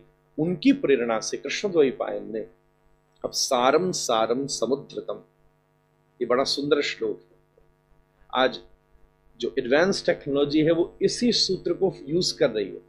उनको भी नहीं पता कि हमारे यहाँ 5,000 साल से अवेलेबल है। सारम सारम समुद्रतम, सारे के सारे सार को समुद्रित करके एक शास्त्र का निर्माण किया, जहां बेस्ट ऑफ एवरीथिंग इंफॉर्मेशन को गैदर किया, जहां पुराण की बात भी मिलेगी, उपनिषद की बात भी मिलेगी, जहां वेदांत की बात भी मिलेगी, सांख्य, वैशेषिक, योग, मीमांसाओं की बात भी मिलेगी। सबको गैदर करके एक शास्त्र का निर्माण किया जिसका नाम श्रीमद् भागवत है। आपके मन में विचार हुआ, मैं निर्माता तो हूं पर इसका प्रस्तुति करता नहीं। निर्माण करने में और प्रस्तुति करने में अंतर होता है, दोनों चीजें अलग अलग हैं। इसलिए आपके यहां स्वयं इनके पुत्र के रूप में श्री गुरुदेव शुकदेव का आगमन हुआ, जो इससे पहले ठाकुर जी के संग ही लीला शुक के रूप में रहती थी। योग पीठ में अगर हम विचार करें वृंदावन की, वहां ये सुखदेव जी राधा रानी और श्री कृष्ण के संग रहा करते थे। कभी कभी राधा रानी को श्री कृष्ण की वन के समय जाते समय जो लीलाएं हो रही हैं उड़ उड़ करके आकर बताते थे कृष्ण यहां पहुंचे। और कभी श्री कृष्ण के पास बैठकर श्री राधा रानी बरसाने में क्या कर रही हैं ये बताते थे। तो श्री राधा रानी कृष्ण को याद कर करके और भी अंतरंग से अंतरंग बात तोता से शेयर कर देती। एक दिन इतनी प्रसन्न हुई राधिका कि हे तोता बता मैं तुझे क्या दूं। तब उस तोता ने मांगा कि हे राधा रानी आपने जो मुझे ये रस दिया है, मैं स्वार्थी नहीं बनना चाहता, इतनी कृपा करो कि अधिकारी रसिकों को जो प्यासे हैं उन्हें भी कुछ बांट दूं। ये इतनी है कि मैं अंदर बांटने की इच्छा हो रही है। श्री राधिका ने आज्ञा दी कि जरूर बांटना, पर विचार करके देना, और एक सौगंध दो हमें, हम में से किसी का नाम नहीं लेना, क्योंकि अगर कोई समझ ना पाया तो नाम लेकर निंदा करेगा और तुम्हें गुरु निंदा का दोष लग जाएगा।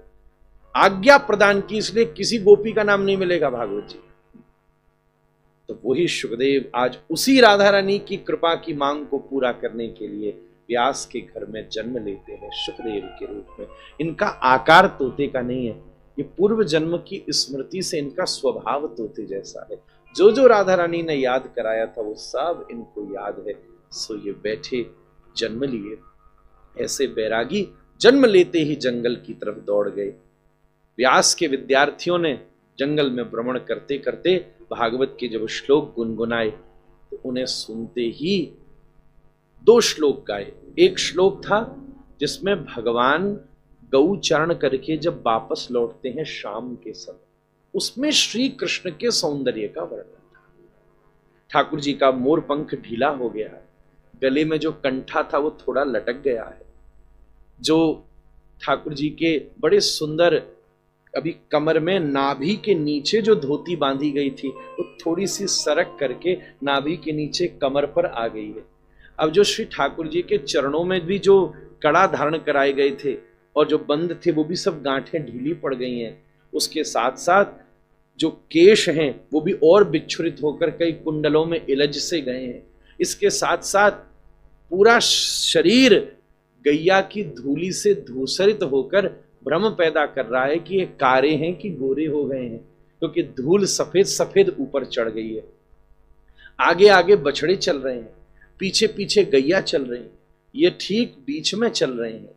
उस समय जो इनका स्वरूप है, मोर पंख भी गैया के चलने के वेग से और उसकी पूंछ के हिलने से थोड़ा थोड़ा हिल रहा है। वरहा पीडम नटवर वपुः कर्णयो कर्णिकारम बिभ्रदवासः कनक कपिशम वैजयंतीम समालाम रंध्राण वेणोरधर सुधया पूरयन गोपवृंदै वृंदारण्यम स्वपद रमणम प्राविशद गीत कीर्ति। ये कहते ही सुखदेव जी को याद आया कुछ। Sometime we feel connected. Even पहली बार किसी से मिलो पर कुछ देखकर बहुत पुरानी अनुभूति होने लगती। एक श्रोता मुझे मिला, बड़े ध्यान से सुनता, ऐसा है मैं जो कहूं 3 घंटे का पूरा दोहरा दूं। तो हमने उसको पूछा, वो मुझे कहता महाराज जी मुझे ऐसा लगता है कि मैं आपकी पीढ़ी का कम से कम 500 साल पुराना श्रोता। बड़ी गर्व से कहता है। मैंने ठीक ठाकुर जी कृपा करें। ऐसी उसकी अनुभूति है। कोई न, इसको कहते हैं न्याय में सुप्त प्रबुद्धन न्याय। किसी को पता ही नहीं कि हमारे घर में व्यक्ति में ये कला होगी, पता नहीं कहां से उसमें कला उत्पन्न होगी। ये क्या है? उसके पूर्व जनित किसी कर्म का प्रभाव है। सुखदेव जी ने भी जब ये श्लोक सुना तो अभी तो आए थे व्यास के घर में, एकदम ध्यान में आया, ओहो वृंदावन कृष्ण। इसी समय तो मैं उड़ करके पहले दौड़कर जाकर राधिका को खबर देता था, हे प्रिया जी कृष्ण आ रहे हैं, हे प्रिया जी कृष्ण आ रहे हैं। एकदम ध्यान में। फिर सोचने लगे, नहीं, उसी समय एक और श्लोक कह दिया। जब छोटे से कृष्ण थे तब विषालेप करके पूतना आई थी, उसको उन्होंने परम गति प्रदान करी। अहो बकीयम स्तनकालकूटम जिघांसया पाए अदप्य साध्वी लेभे गतिम धातृचताम ततोन्नयम कंबा दयालुम शरणम ब्रजे महा। आहा, ये श्लोक में क्या कहना चाहा? श्लोक में यह कहना चाहा कि ये पूतना आई, श्री कृष्ण को दूध और जहर पिलाया, पर भगवान ने दूध और जहर पिलाया क्यों? क्योंकि पूतना को इसके पिछले जन्म में यह आशीर्वाद दिया था। ध्यान देना, there are always indicators to remind you. The meaning is that कि पूर्व जन्म में जब ये बलि की पुत्री रत्नमाला थी, तब वामन भगवान को देखकर इसको लगा कि मेरा ऐसा बच्चा होगा, तो भगवान ने कहा मैं तेरा दूध पीऊंगा। अब वामन हो गए त्रिविक्रम, तो कह दिया जहर पीऊंगी। तो पूर्व जन्म में किया गया आशीर्वाद इस जन्म में फलीभूत होकर पूतना पर कृष्ण ने कृपा करी। इसको सुनते ही सुखदेव जी को याद आ गया, अरे मेरे भी तो पूर्व जन्म में यही राधा रानी ने आशीर्वाद प्रदान किया था, इसलिए तो मैं इस समय ऐसा प्रकट हुआ हूं। ये स्फूर्ति ने उनको याद दिला दिया। अरे अरे अरे कौन कह रहा है, ये कौन बालक हैं जो सुना रहे हैं श्लोक? अरे अरे कौन महात्मा? महाराज हमें क्षमा कीजिए, हम पहचान नहीं सके। चलो चलो चलो। वापस लेकर सुखदेव जी घर आए और व्यास से उन्होंने भागवत का अध्ययन किया। इधर दुर्योधन के भीम ने दोनों उरुदंड तोड़ दिए, वो मरणासन्न था।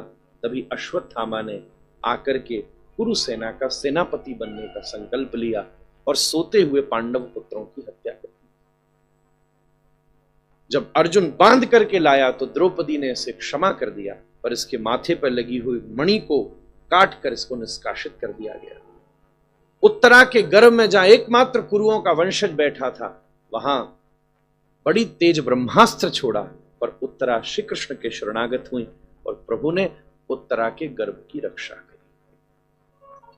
इस उत्तरा के गर्भ में कौन था? परीक्षित।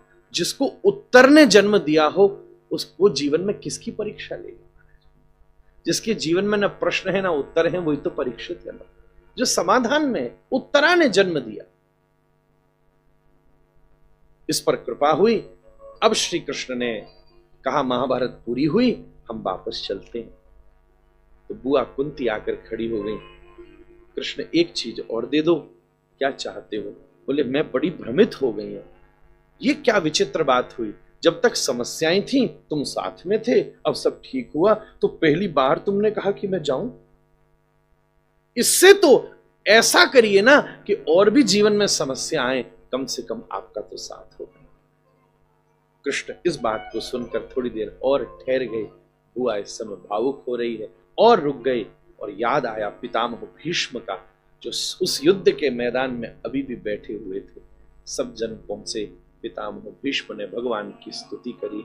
इतिमतिरुपकल्पिता वितृष्णा भगवति सात्वत पुंगवे विभूम्नि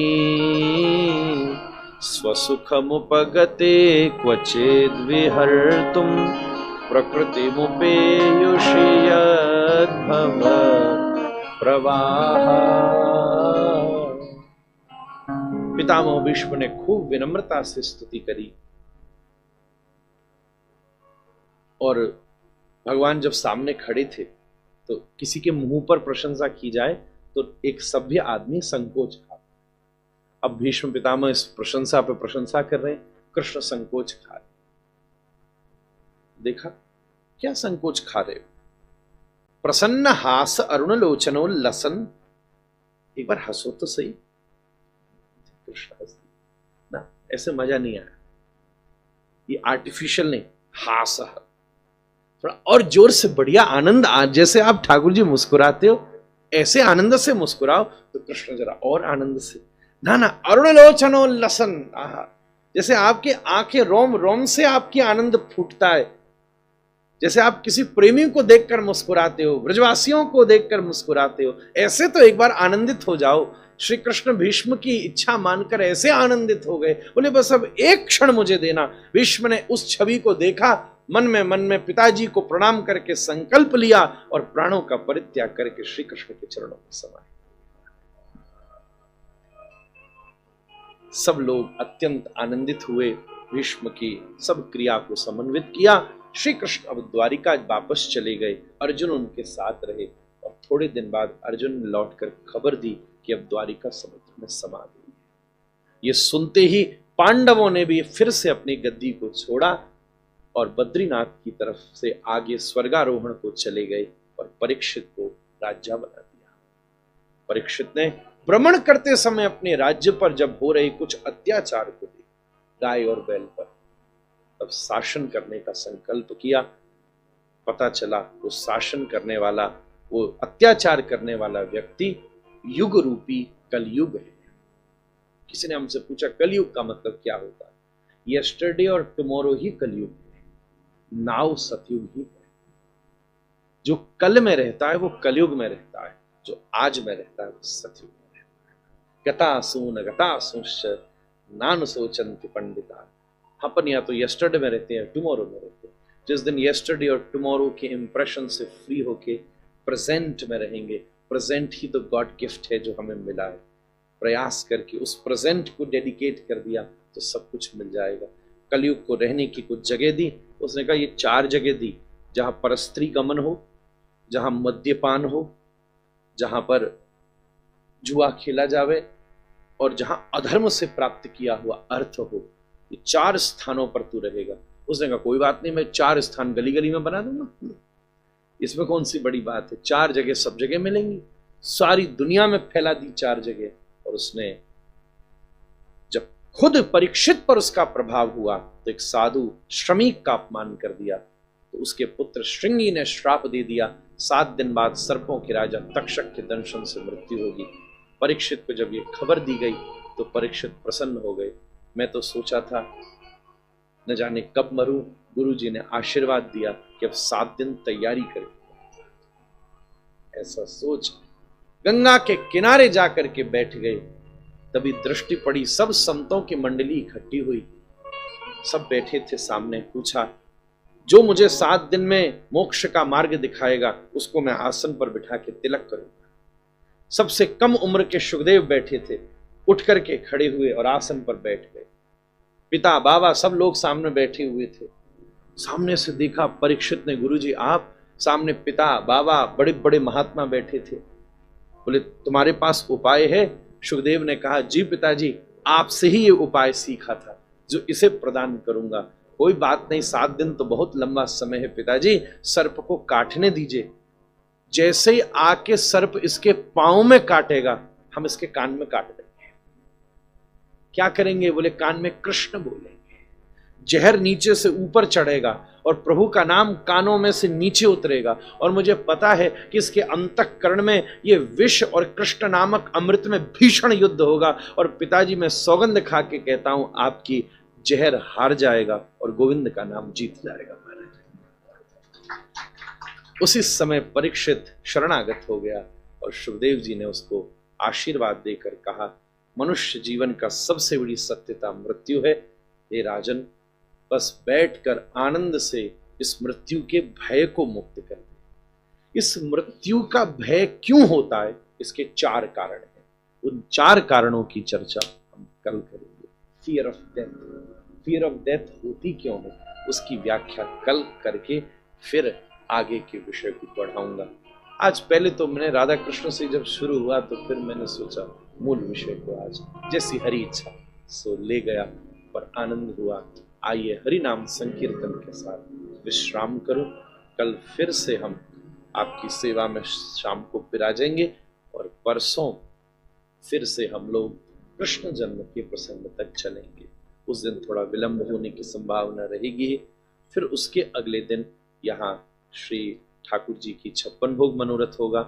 फिर उसके अगले दिन रुक्मणी मंगल के प्रसंग में तुलसी शालिग्राम का मनोरथ करेंगे सुंदर भाव से। और फिर विश्राम वाले दिवस कथा का समय प्रातः काल होगा, क्योंकि इन्हें पूर्णाहुति भी करनी है। रात्रि के समय यज्ञ होगा नहीं, इसलिए सवेरे की कथा करके यज्ञ करके इस उत्सव को विसर्जित किया जाएगा।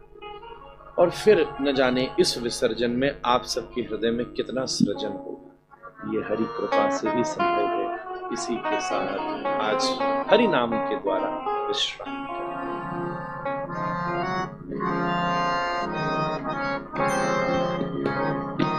हरि बोल।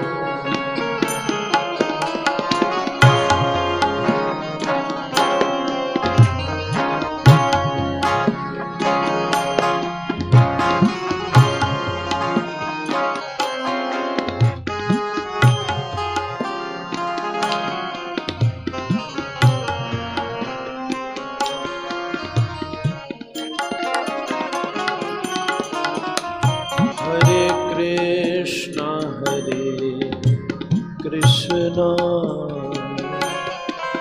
कृष्ण कृष्ण हरे हरे हरे राम राम राम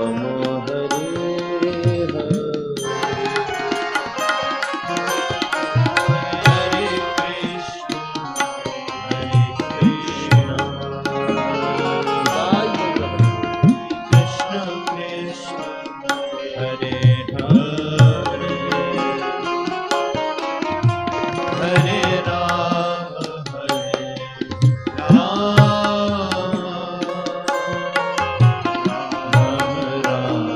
हरे कृष्ण कृष्ण कृष्ण हरे हरे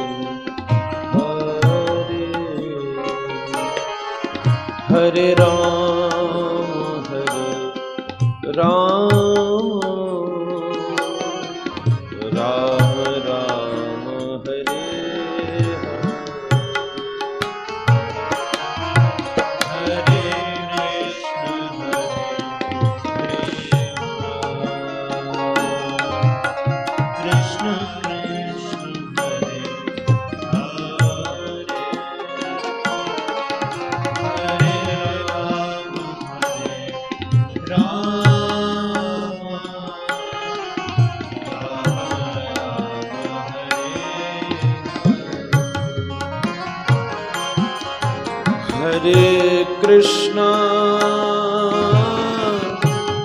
हरे कृष्णा कृष्ण कृष्ण हरे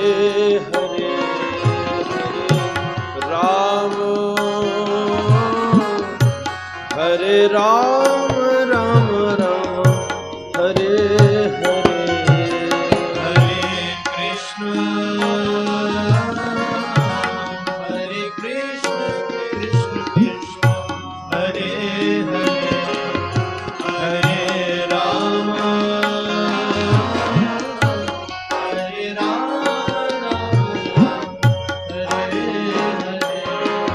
हरे कृष्णा कृष्ण कृष्ण हरे हरे हरे राम राम राम हरे हरे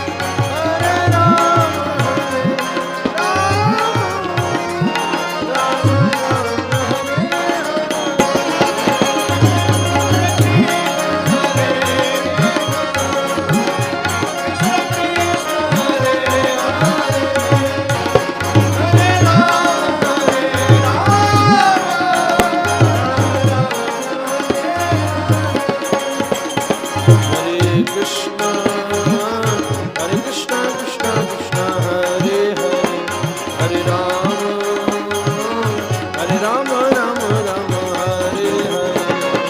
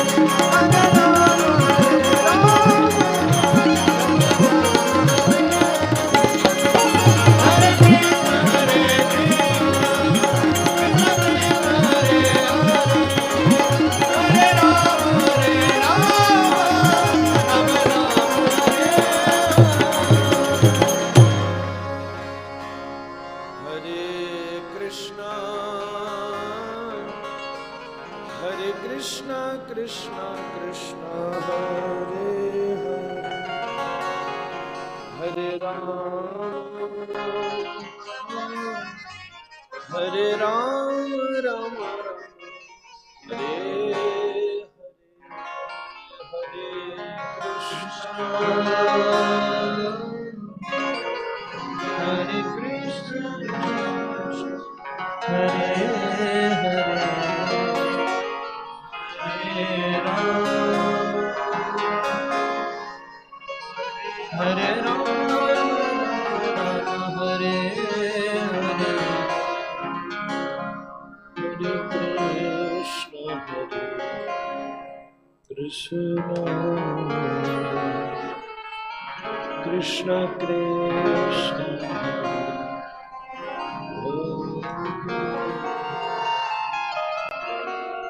हरे राम राम